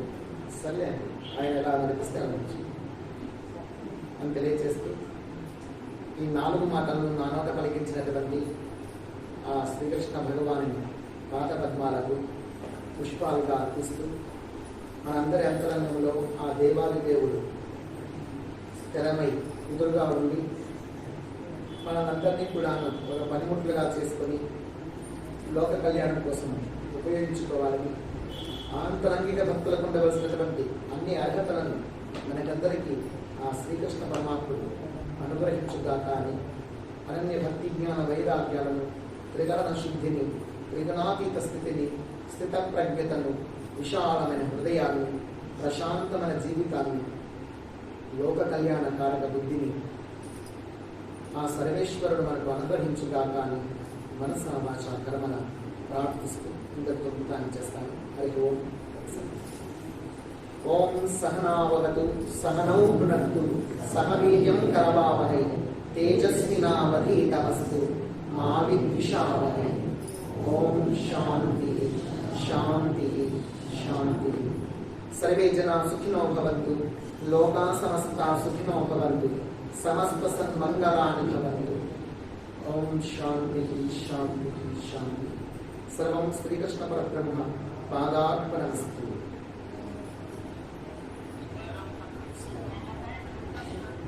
అందరికీ ప్రణామాలు.